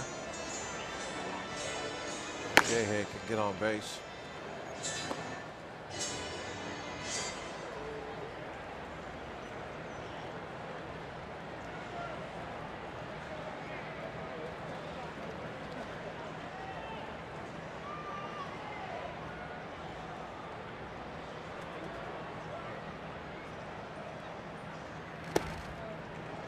A 4-pitch walk to Marte. Now falls behind Jay 3-0. And Jay, as you know, you watch enough Bucco games, is not an easy man to walk. Just 21 times unintentionally this season. Well, he needs to be very selectful now. An opportunity to maybe get Kutch up there with a couple of guys on.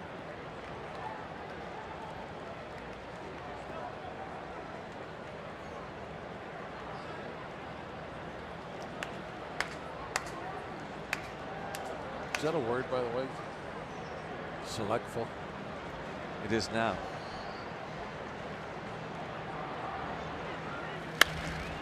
To right, nearing the wall, and clear the deck! Cannonball coming! The All-Star has tied the game with an oppo! Josh Harrison hits his 11th, 3-all! What happens when you're selectful? I think we just took the lead in the home run derby.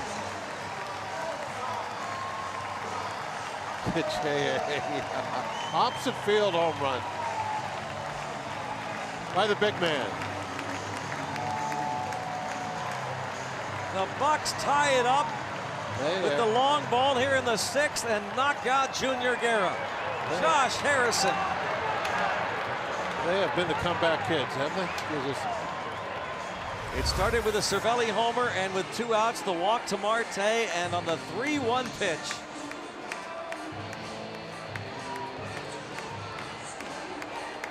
Ball was right in the outside corner. I mean, that's a great job of just taking what they give you. Did not try to pull the ball, went with it right down the steps.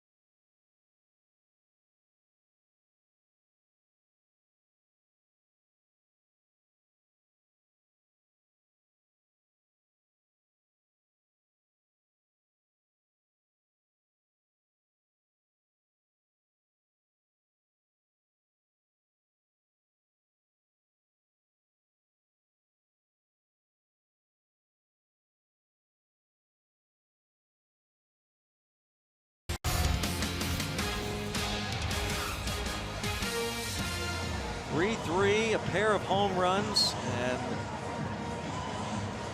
see the smoke from the fireworks as Josh Harrison, the opposite field home run. Starling Marte had drawn the walk. Cervelli led off with a homer. Jay Hay, the banner that hangs in the rotunda. It's his 11th.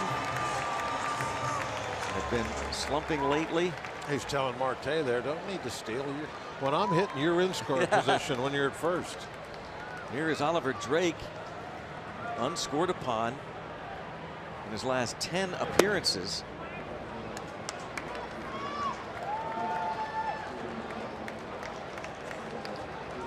Picked up from the Orioles middle of April.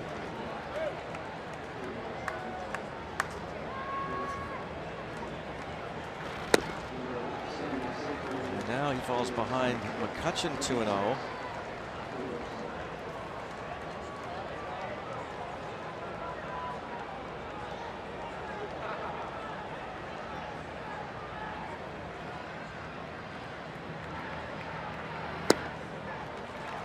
Three balls, no strikes on McCutchen with Josh Bell on deck.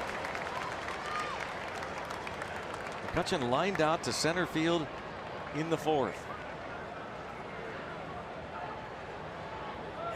Josh Bell hoping for a chance here in the 6th inning.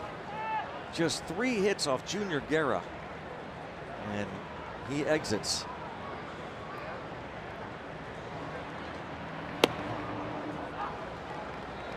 Went through the first 9 men with perfection, and then gave up the leadoff hit to Marte in the 4th. Marte was picked off.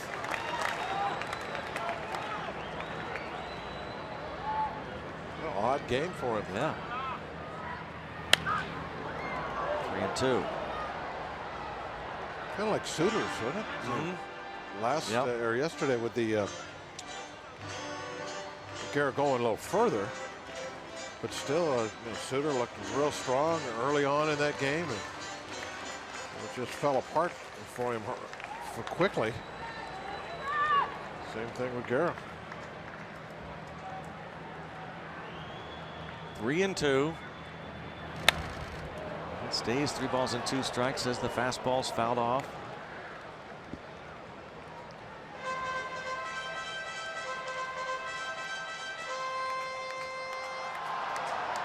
Taking a look from the rotunda.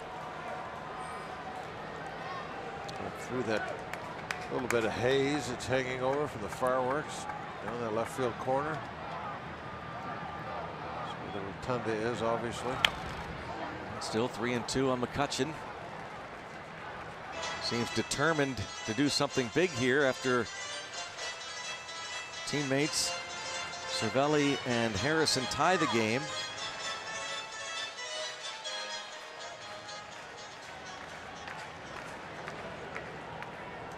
Renegades love it. They've got the pizza delivered.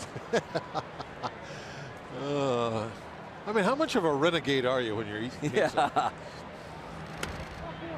Ball 4. Nice at bat for McCutchen. Now, Guerra was able to handle Bell.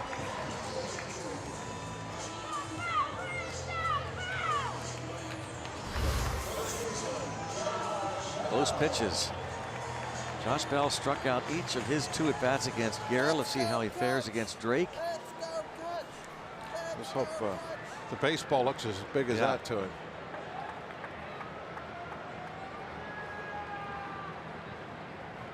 Catch called time. He's getting his running gloves on.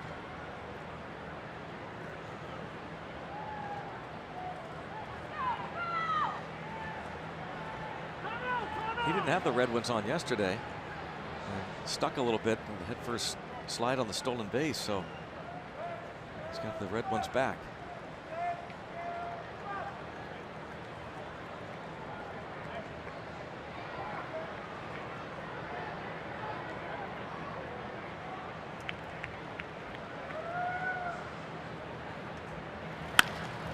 Up the middle.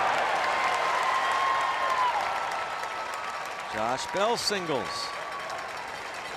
2 aboard for David Freese.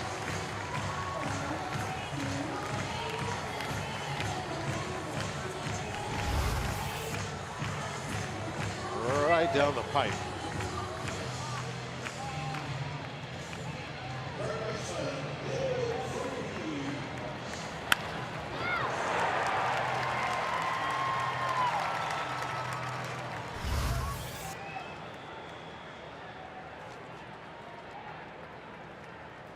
Freese 0 for 2 in this ball game, hitless in his last 9.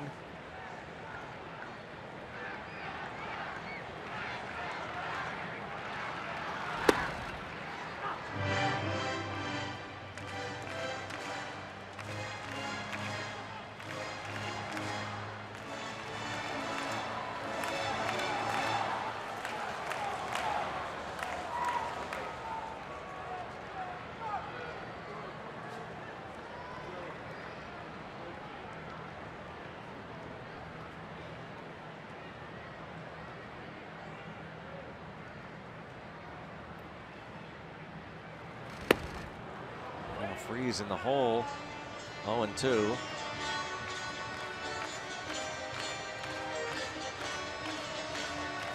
Got to make him get that ball up a little bit. Chase him downstairs. An opportunity for Freese to drive in a run. He'd love to pick up the RBI pace. Just 3 in the last month. 1-2.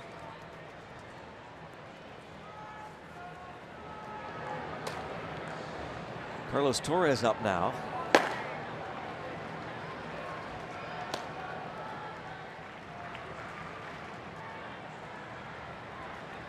Base hit can give the Pirates the lead. Freese the 8th man to hit in the inning. Oliver Drake, as we said, has this consecutive scoreless innings streak on the line.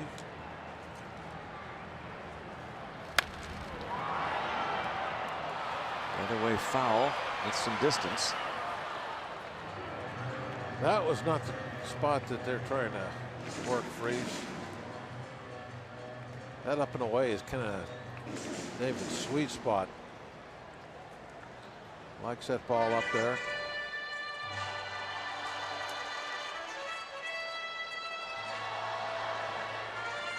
Nova, another run. He could get a W after all. He is off the hook. Hold the fort. That's what he did.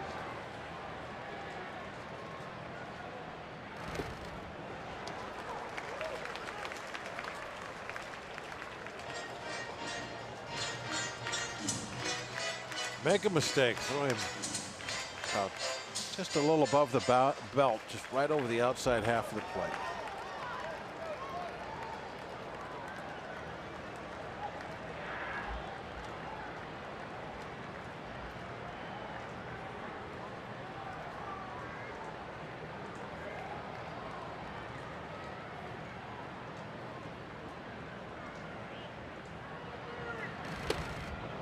And 2. And a red hot Gregory Polanco would be next.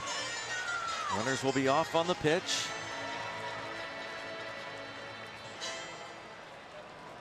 Josh Harrison's home run. 2-run shot to right has tied it. Francisco Cervelli's home run at the start of the inning got the Bucks on the board.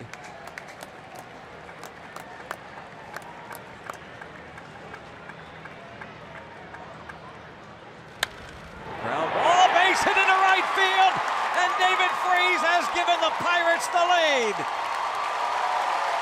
4-3 Buccaneers. Well, that ball wasn't up and away, but he was still able to shoot that through right field. That is the direction that he loves to go.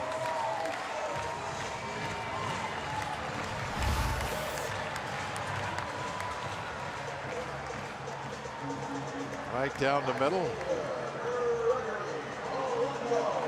What's nice about this base hit also, it's not a line drive out there, it's a roller through the grass. Nobody's going to get thrown out anywhere. Everybody moves up 2 bases with ease.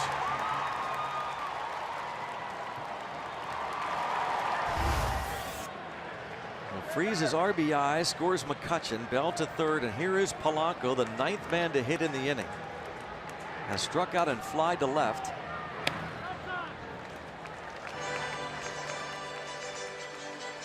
sizzling this month of July is Polanco. And the rookie Oliver Drake gives up a run after 10 consecutive scoreless outings. And a line drive. Oh! Shaw topples over. It was hit so hard. But 9 to the plate. Battling Bucks. Francisco Cervelli got it going. The home run, his 5th, made it 3-1.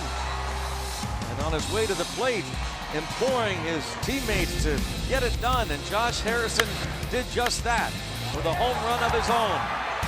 The base hit by Freese gives the Bucks the lead.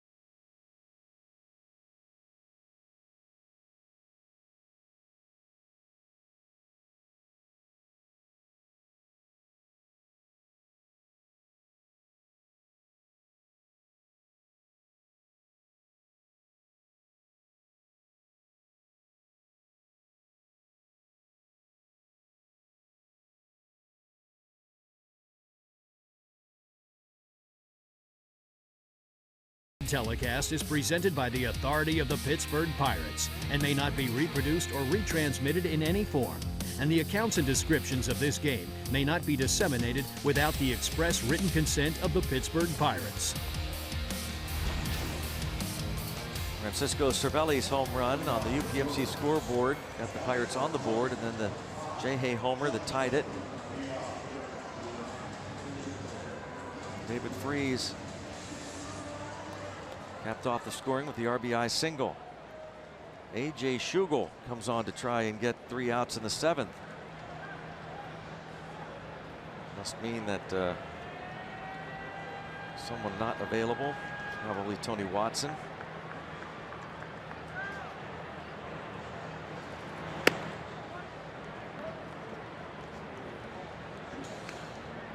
Don't let this guy start the inning getting on base. VR bats for the pitcher. And to left field, Marte. We got a Gold Glove there. With bright green trim. Big first out for Schugel. Yeah, keep that speed off base.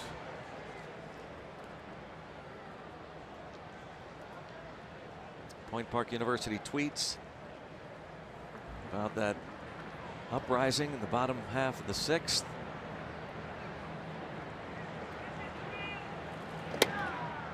Remember, a win tonight gets the Pirates to within 5 games of the Brewers.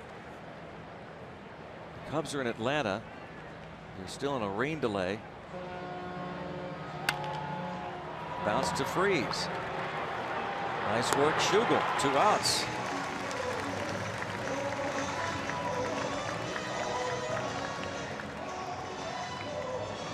A.J. Schugel gets 2 quick outs here. And it brings up Eric Thames. Thames 1 for 3.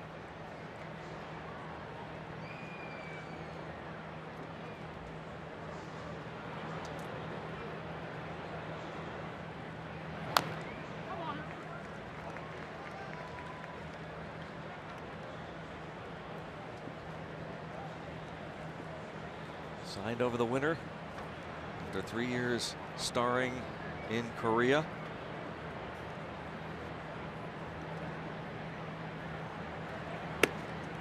A couple of strikes from Schugel to Thames. His first big league home run came as a member of the Blue Jays back in 2011 against Paul Maholm, the Pirates in Toronto. And the shift on, sliding stop, Mercer from the seat of his pants, but Bell can't come up with it in a little collision. A base hit for Thames. It's as though Harrison was going to have a play on it, but Mercer made the stop. Bell seems to be okay, a bit shaken maybe. Big man there. Two big men. Two guys pretty solid and put together, coming together. Now, if that would have stuck in the glove.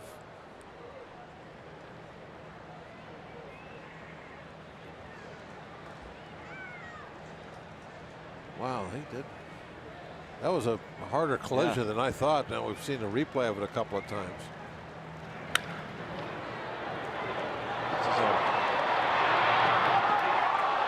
Well, Thames, he never pulled up. Sometimes you'll see guys, they'll see that collision coming and they'll pull up. But Thames, no, he ran hard right through the bag.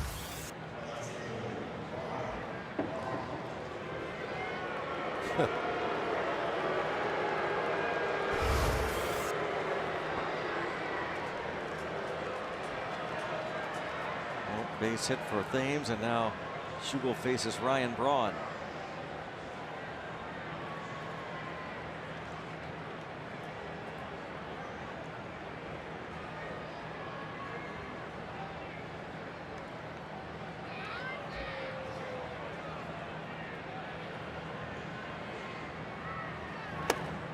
Strike one.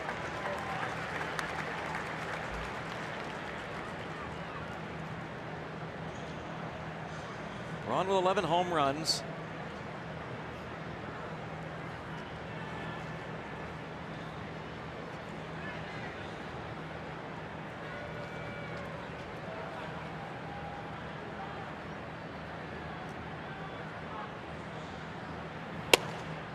Oh, good pitch. Couple of strikes.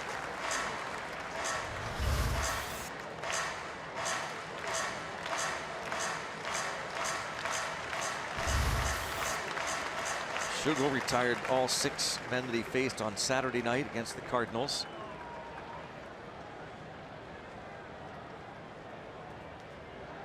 It's just his 3rd appearance for the Pirates this season. Braun stays alive.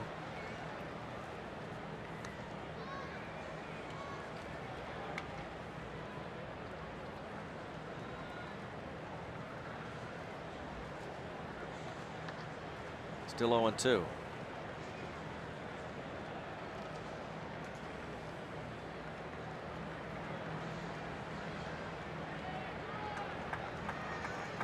want to see that man come to the plate this inning. Travis Shaw. Nova's not out there now. Shaw will no longer be the nemesis.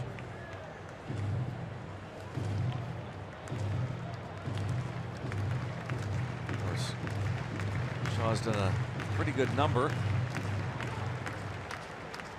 So Schugel wants to get Braun. Times have changed when Braun's the guy you want to go after. Yeah. Isn't that the truth? He's no slouch.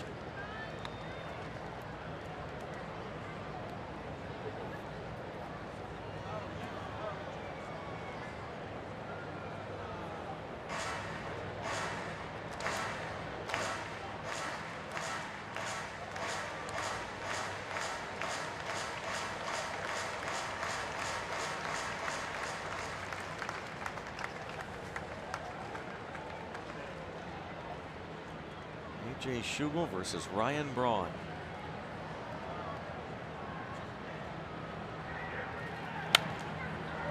And it remains 1 ball and 2 strikes. Schugel a bunch last year with the Pirates. Appeared in 36 games, 3.63 ERA. Jared Hughes, calisthenics. Carlos Torres alongside him on the hill.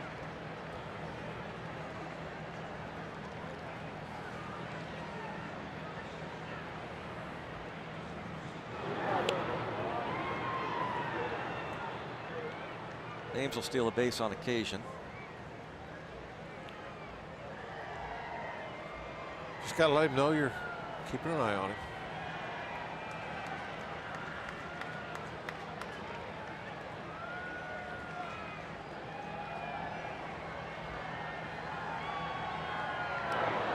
Do it again.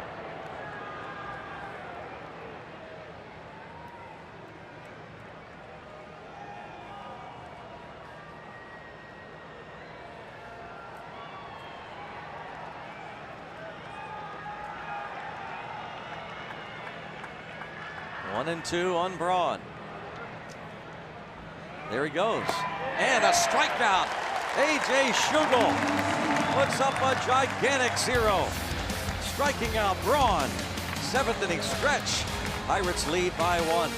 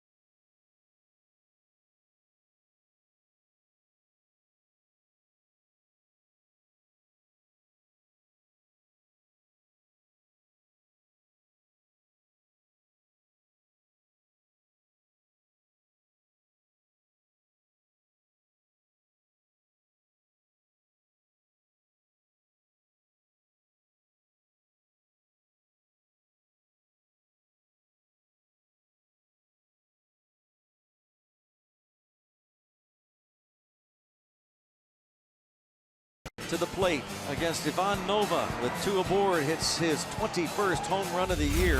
Only 3 runs against Nova in his 6 innings. And then Francisco Cervelli led off the bottom of the 6th with the home run, his 5th of the year. Josh Harrison with 2 outs and a man aboard opposite field, his 11th, ties the game. David Freese with 2 aboard, a 3-2 pitch. Singles home Andrew McCutchen. The Pirates score 4 times to take a 4-3 lead. And again, a look at the current standings in the National League Central Division. Pirates can move to within 5 of the Brewers. Cardinals are leading the Mets 5-0 in the 7th in New York. Well, time to get a little insurance, Greg. They were able to yesterday. Garrett Cole goes tomorrow.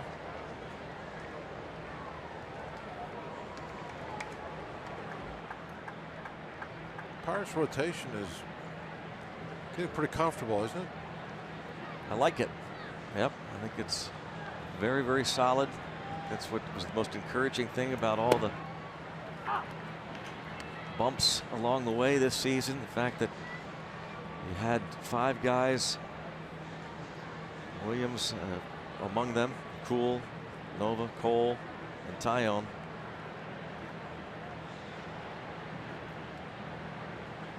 It's as good as it gets, those 5, when they're performing like you know they can. And Cervelli, a solid single to right to begin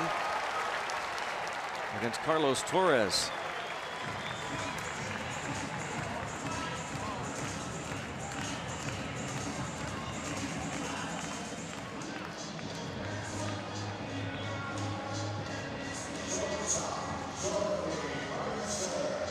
Leadoff hit.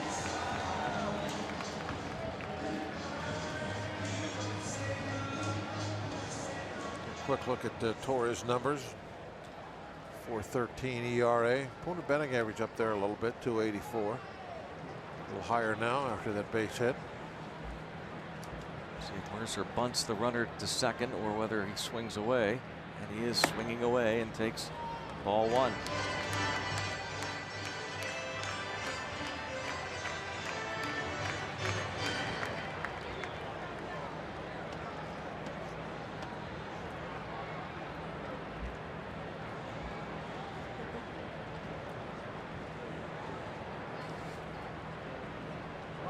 Runner goes.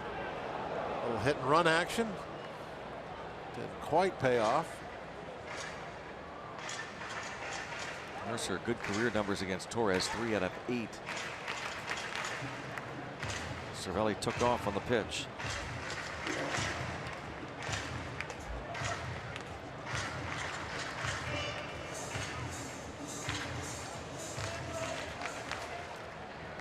John Jaso to bat.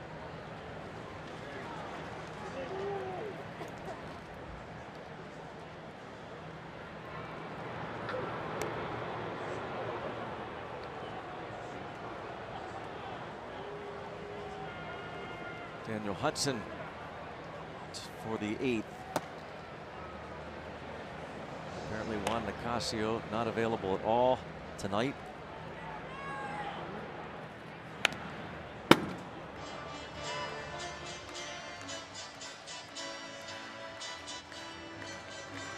One and two on Mercer. Looks like Watson, Nicasio unavailable, so the Pirates will look for Hudson to get 3 outs in the 8th, and then we'll assume Rivero is okay and ready to go for the 9th.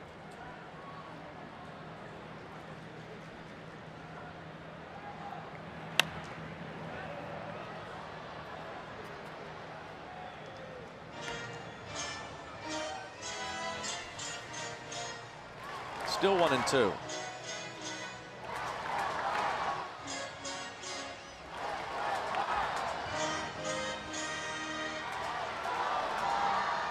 Jay might be back. Felipe Rivero getting ready maybe for that 9th.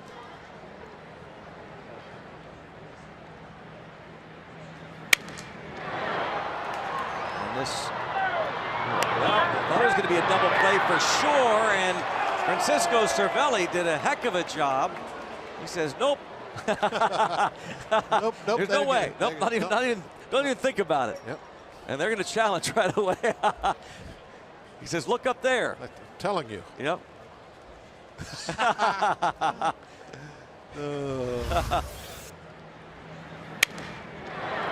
They did the right thing here. He pulls up, doesn't let him tag, but once the second baseman makes that decision, man, you have to get over there as quick as you can. Did he make it? I think so. He told us right away. Yeah. We didn't have to look. No. Watch the foot. He's in there. Yep. How quickly does he bounce up? No. No.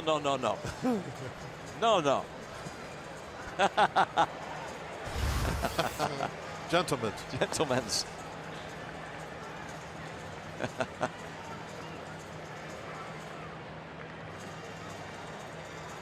The Pirates are challenging. Don't trust him, Francisco.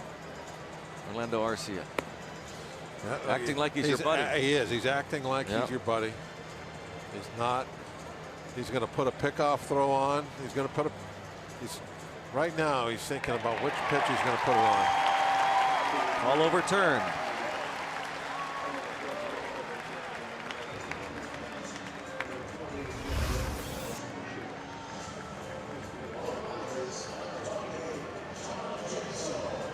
Safe. No.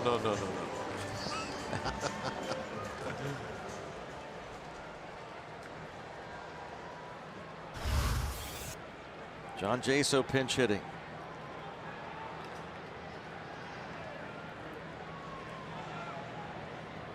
Shift on, 3 infielders on the right side. Jaso had been at the end of the review, by the way. Okay, now get away from me. Go on, get go away. on, get away. Game on. Let's go. Like it. I don't want to hear your talking.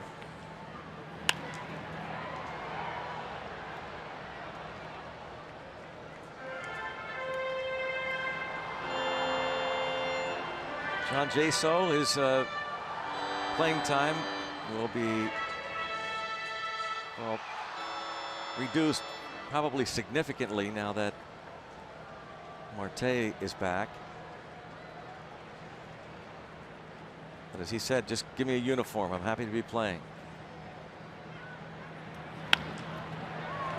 Pop up toward left. 2 down.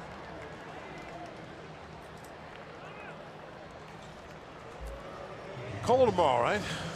Correct. Nissan Road ahead. It is Cole versus Zach Davies. As one of the better winning percentages in baseball, despite an ERA over 5. And on Thursday afternoon, finale, Jimmy Nelson against Jameson Taillon.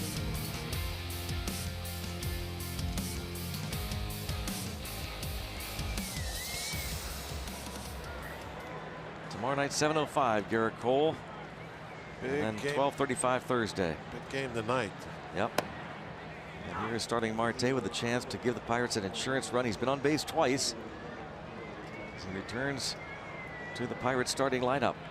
And leading off, he's fouled off, singled, walked, scored a run, was picked off second in the 4th. Couple of strikes on him. Right on the edge. Painting him a little bit down the way.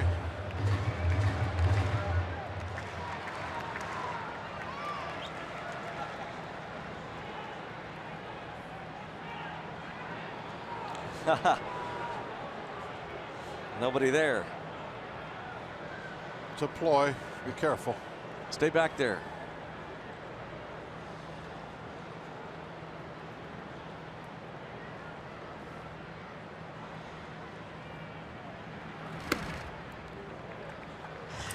One ball, 2 strikes.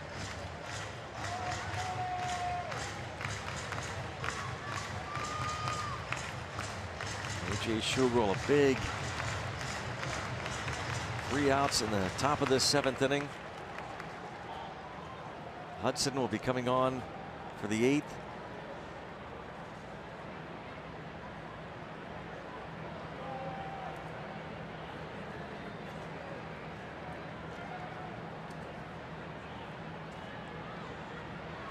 Well, not so sure. Cervelli. Cervelli says, you know, this slows the game down when the catchers come out and talk to the pitcher. It's ridiculous. What's going on? Look at him. Oh, you just set a camera on him the whole game, and you'd be so entertained. Yep. He's called timeout with 2 outs and 2 strikes a million times. Yep, exactly right.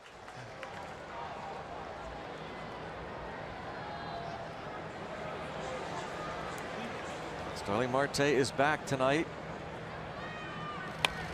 And just reaches out and pitch well out of the zone.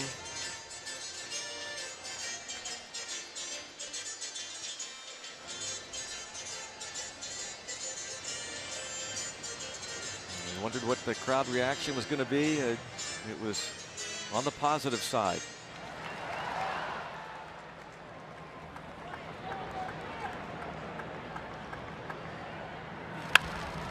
Bounce towards short. And on to first. Head to the 8th. Still 4-3 Pirates.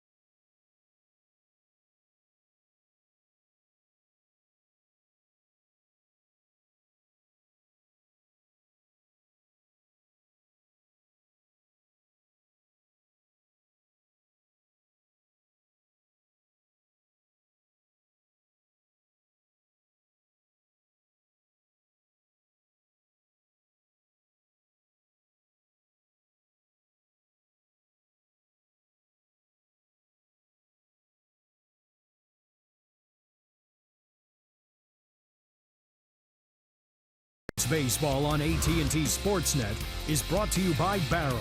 Check out the Barrel Hot list at barrel.com. Now the only way to buy a car. And by Levin's, the official furniture and mattress supplier to the Pittsburgh Pirates. For the best quality, service, and value, shop Levin's. Let's go Bucks! 4-3. Pirates lead. Head to the 8th. Nova 6, Schugel 1. 6 more outs to get. And Travis Shaw will be leading things off against Daniel Hudson.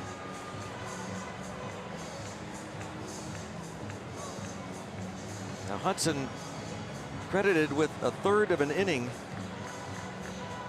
last night, but it was thanks to the play that Gregory Polanco made. The throw to hit Manny Pena on the base hit by pinch hitter Jesus Aguilar off of Hudson, and he ended up getting the win.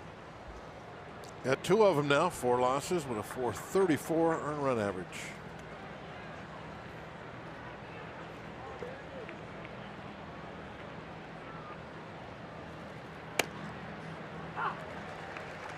After the game, Daniel Hudson tweeted out, he's got a great sense of humor.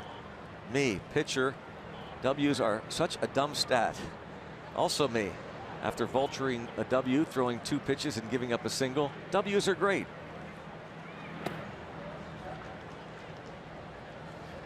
I know one thing, they're better than L's. Yeah.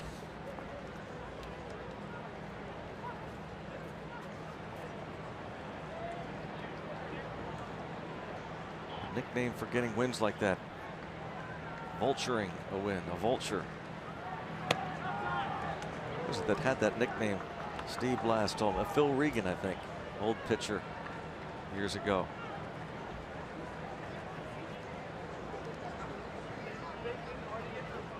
Two and one on Travis Shaw. 2 singles, a home run. There you go. 3 and 1.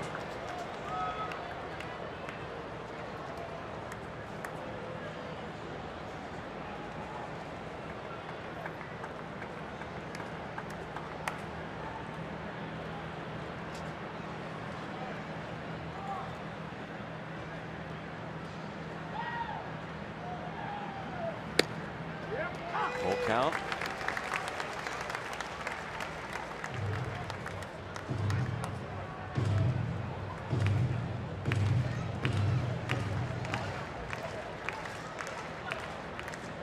Hernan Perez on deck.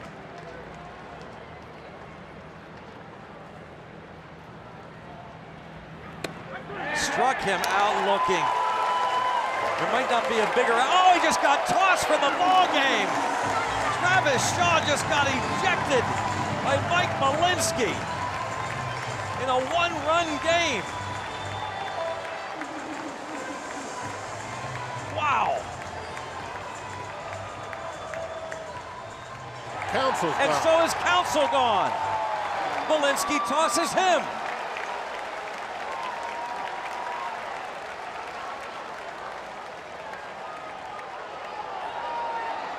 And Council wants a little more.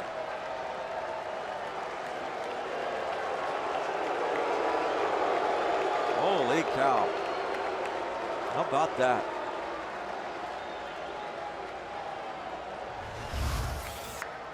Well, that's definitely a borderline pitch. Sometimes you get them, sometimes you don't. Shaw slamming the bat down and then turning. And then whatever he said turned out to be some magic words.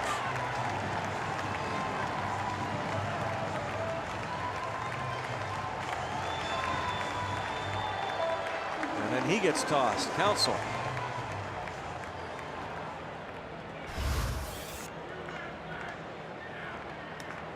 What happens when you have bad language? Little dribbler. Hudson thought about maybe just trotting to first base himself, but Bell gets there, 2 outs.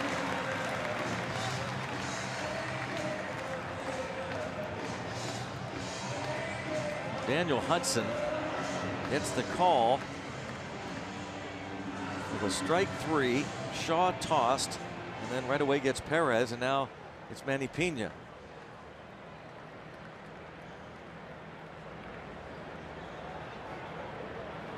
Pat Murphy is the bench coach, taking over. Strike called. Bringing over some options there with pitching coach Derek Johnson.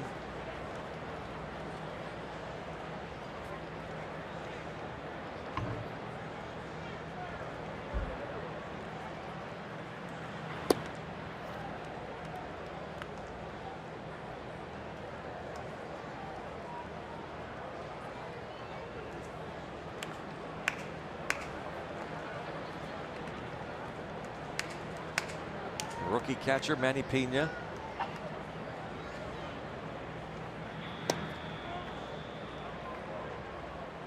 Hudson does not get that call. As Bob said, sometimes you get them, sometimes you don't. Yeah.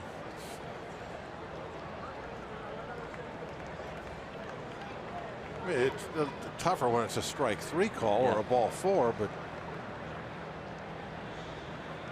it happens. Can't go crazy. Nice backhand pickup, throw to first, and the pick by Bell. Retires Pena. Jordy Mercer and Josh Bell combined for a pretty third out. This was a nice pick over at first base. Not an easy one. Got a little in between, and he took it right out of the dirt. Fired up Daniel Hudson.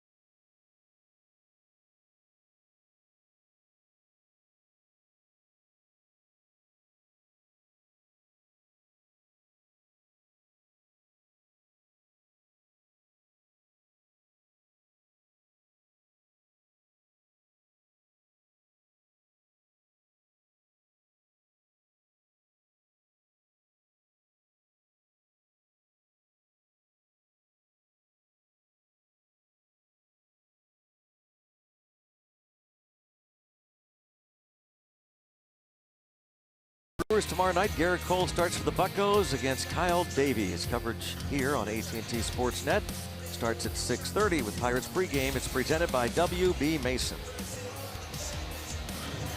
Garrett Cole has watched his teammates battle these Brewers. And Zach Davies, again, good numbers with 11 wins. Only Clayton Kershaw has one more. Zach Davies, Alex Wood, Max Scherzer, Zach Greinke, and Adam Wainwright also with 11. Daniel Hudson, 3 big outs. What worked from A.J. Schugel and Daniel Hudson as the Pirates again search for an insurance run or 2. A nice easy innings. Nice pick at the other end. Josh Bell.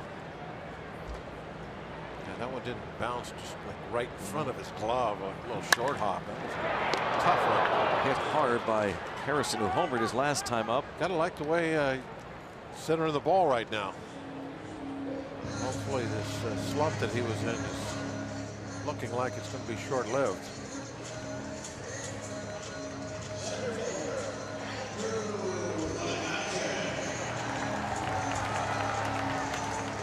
McCutchen has hit the ball hard a couple of times and walked.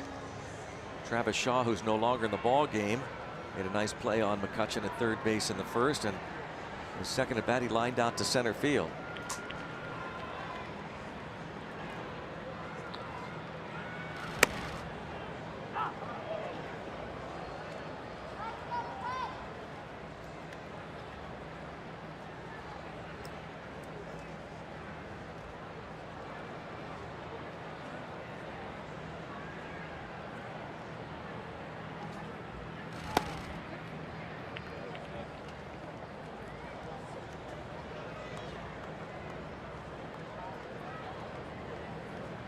Starling Marte returns tonight after the 80-game suspension.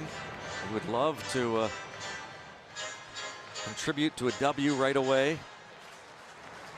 Felipe Rivero getting ready to close it out.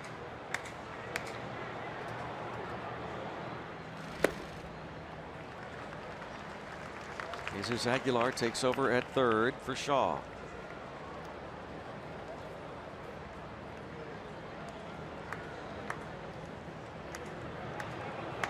Big man with a tiny glove, isn't it?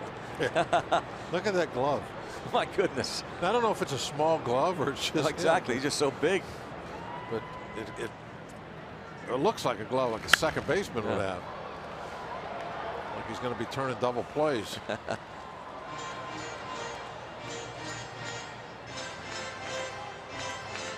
Shaw ejected, so Aguilar in there at third. A normal sized glove, I guess, for a third baseman. Mike Malinsky tossed him and Greg Counsell.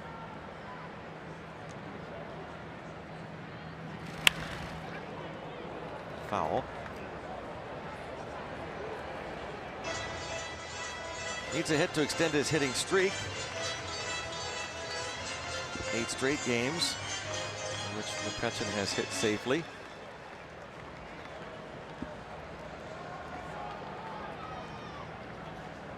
Last 32 games batting over 400.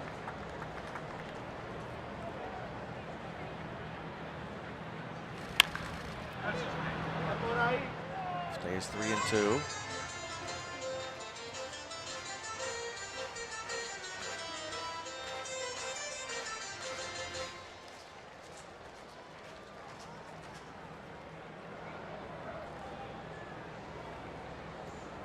Never gets old watching reactions.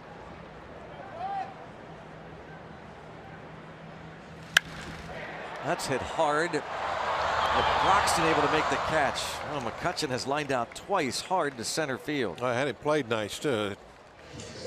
Took that ball just to the right of center, and that's where Broxton was.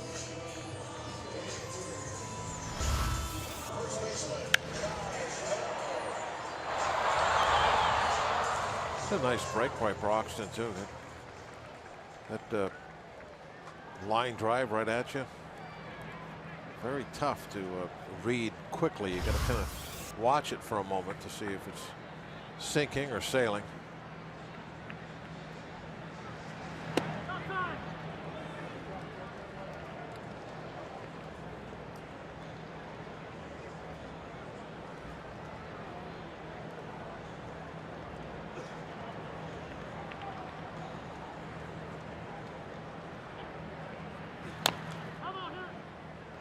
On a strike on Bell.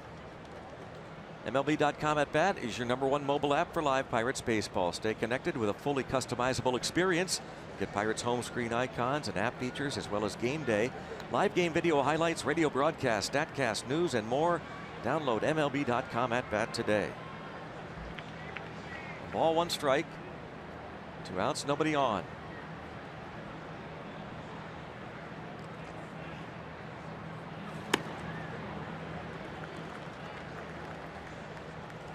Bell, one of 6 hits for the Pirates. Bucks had 1 hit off Junior Guerra through 5 innings. They were trailing 3-0, and nothing was going on until the Cervelli home run led off the 6th.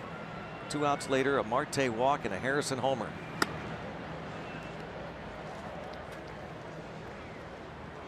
And then the 2-out single by Freese to finish off a 4-run 6th, erasing the 3-0 deficit.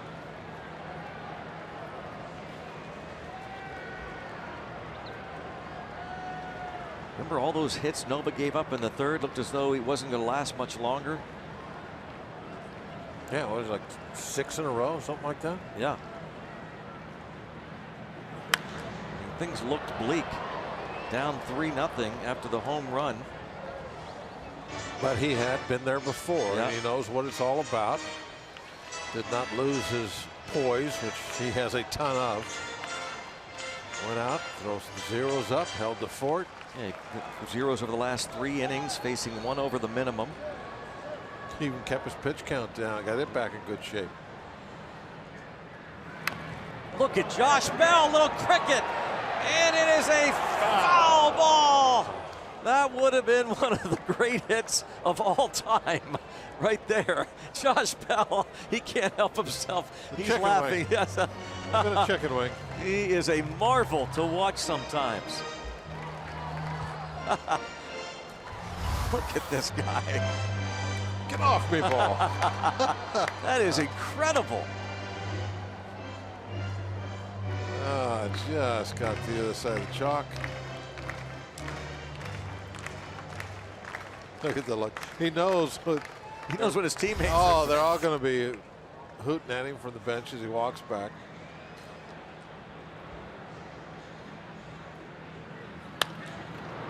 This time end up grounding out. 6-3 on the put out, and 3 outs to get for Felipe Rivero to get the Pirates to within 5 of first place.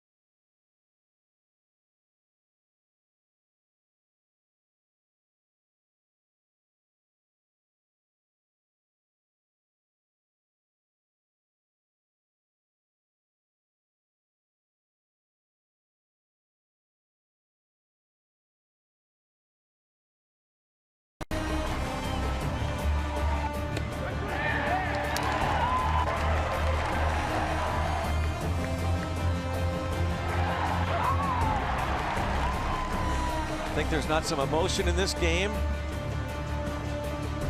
as the summer heats up, and a chance for the Pirates to pull to within 5 games of the Brewers.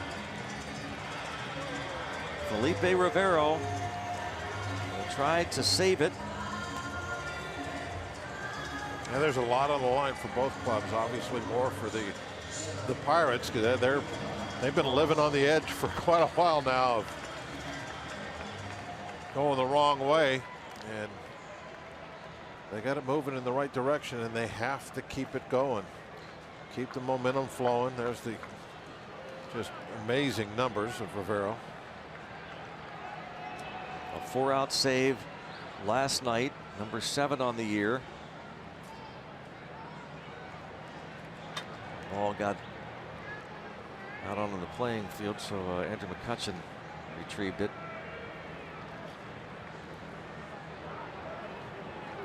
Keon Broxton leads off.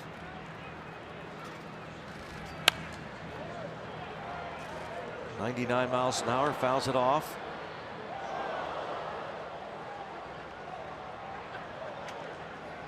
Remember, this is Nova's game to win. He held the fort at the last bounce in the 6th. He would go to 10-6.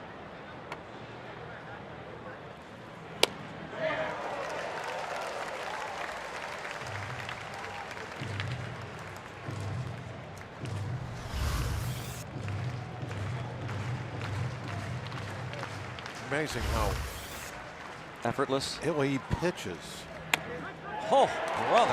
101. He's not a thrower. He's out there pitching with this great stuff.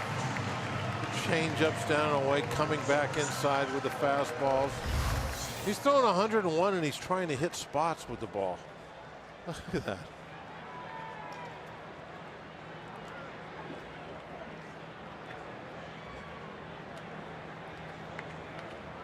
Great job. You got to give Cervelli a lot of credit when you're getting those close pitches like that. A lot of it is the way he's handling the ball, the quiet glove. That glove does not move after the ball hits it.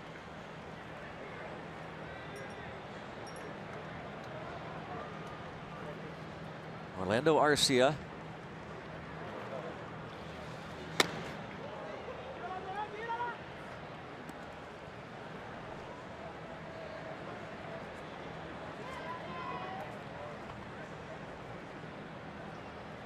Ball, 1 strike.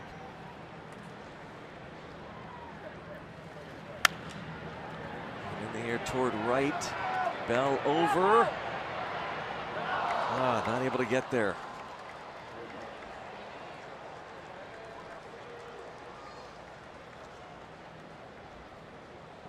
One and 2.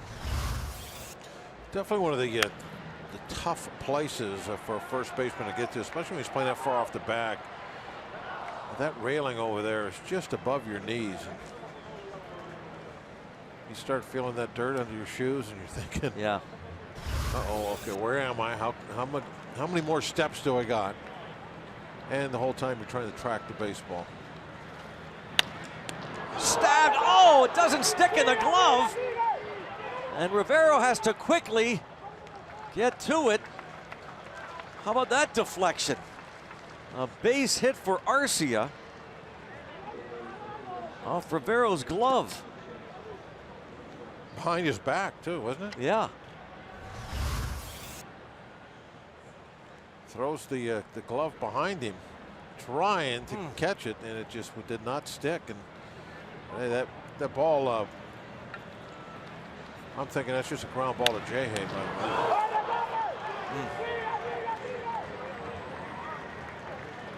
Rivero, really quick job getting over there on that baseball to make sure the tying run did not get to second base.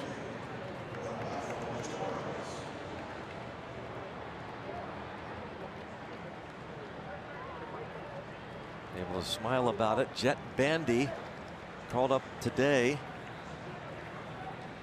after the vote was placed on the disabled list.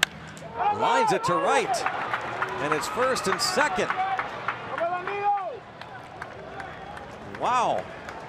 Not used to seeing this. Hey, went fastball pretty much down the middle, heart of the plate here. Maybe not his best velocity on that one. That was 97. All right. They all can't be easy. Calmly. We got the shoes how we want them. Yeah. 2 more outs.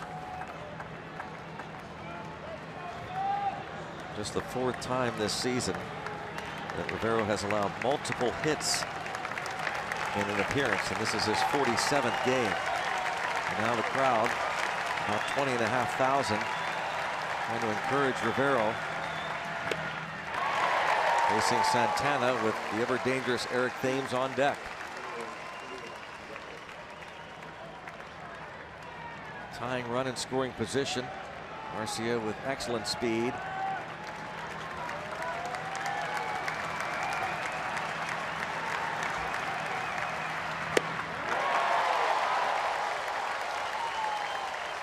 Oh, 2 on Domingo Santana.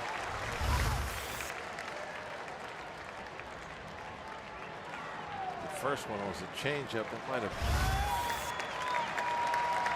been another one.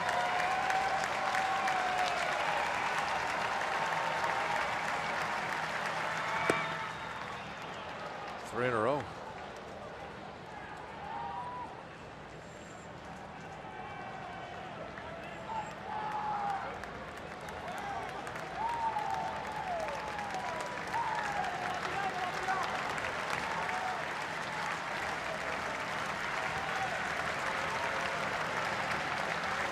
Everybody's on the railing.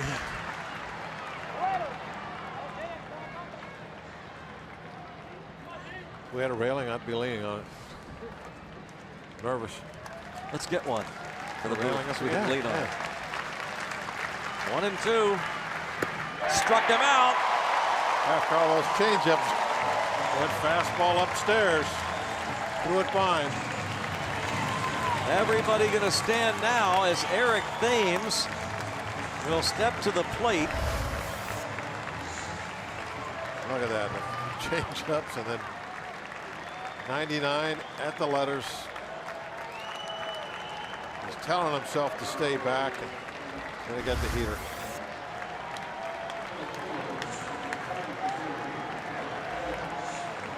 He's railing bad right now.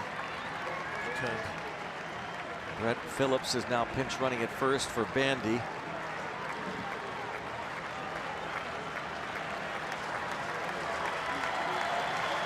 Thames faced Rivero last night in the 9th inning and fly to right.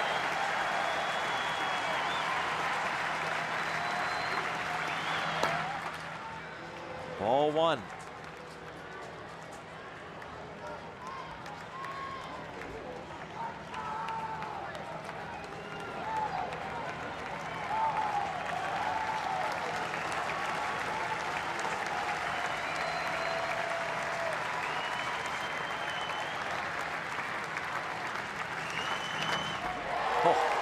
That is power against power there. Fouled off. But the fact that he laid off a real close slider on the pitch before that, it's telling you that he's not being real aggressive to the fastball. So if you can get it in on his hands, he's not going to catch up to it. That's reading the bat. Even when they don't swing, it still tells you something. You're still reading it.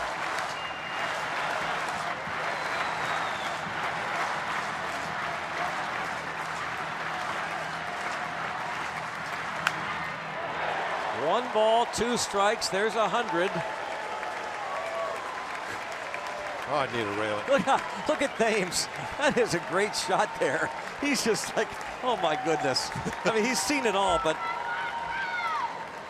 nothing like this.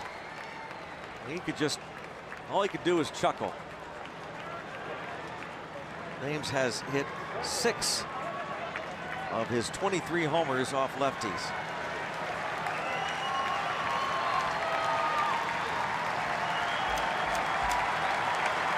Their big bopper against the Pirates' big bopper. And a quick pitch. Oh, the time was called. It was a ball anyway. And Rivero and Cervelli try to quick pitch him. And now Cervelli pleads his case to Malinsky. He's in the box. You see how he puts time, hey, he points to time is in, doesn't he? Wow. Malinsky had said, let's go. 1 ball, 2 strikes. Runners break. He got him! Struck him out, raised the Jolly Roger. The Bucks are within 5. Back-to-back comebacks over the Brewers. Comeback kids. It's getting to be a lot of fun, isn't it? It's a little nerve-wracking at times. Wish I had a railing, but what an exciting game tonight. And 2 more to go against the Brewers. Tomorrow night it's Cole Thursday afternoon. It's Tyone. And who knows? Get your tickets at Pirates.com. Down to 5. Come out and see the battling Buccos. They got Marte back. They're pitching, rounding into shape, some timely hitting. And this homestand after the break with winning the series over the Cardinals and winning the first 2 of 4 over the Brewers. Much to discuss with Paul and Teague. All right, Craig and Bob, thank you very much. And wow, a little electricity here in the ballpark. It has been a real exciting week of baseball, Teague. Last night was big time. Tonight again, just hanging on the edge of your seat. 2-run deficit last night, 3-run deficit tonight. This team doesn't blink, and that's a really great quality. Yeah, and I mean, not only was it a 3-run deficit, it was through the first 5 innings. You had 1 single base hit during that entire time off of Guerra. So, yeah, things were looking bleak at that point in time. The only single was the one by Marte. Other than that, the Pirates still just kept pecking away, and all of a sudden in the 6th inning, put something together. We talk a lot of times about, missed opportunities. They didn't have many tonight, but they did. They made the best of all of them. Yeah, no question. Milwaukee known for hitting home runs, but how about the Pirates? They out-homer the Bucks, and the man that started it off, Francisco Cervelli, he's standing by with Dan Potash. Danny? All right, gentlemen, thank you very much. Of course, the Pirates knew exactly what they needed to get done to open up the second half of the season. 7 big games on this homestand, beginning with the Cardinals and then now the Brewers. I know there's still a lot to be done, but can you allow yourself to be, oh, okay, I'm sorry. You don't see it coming, do you?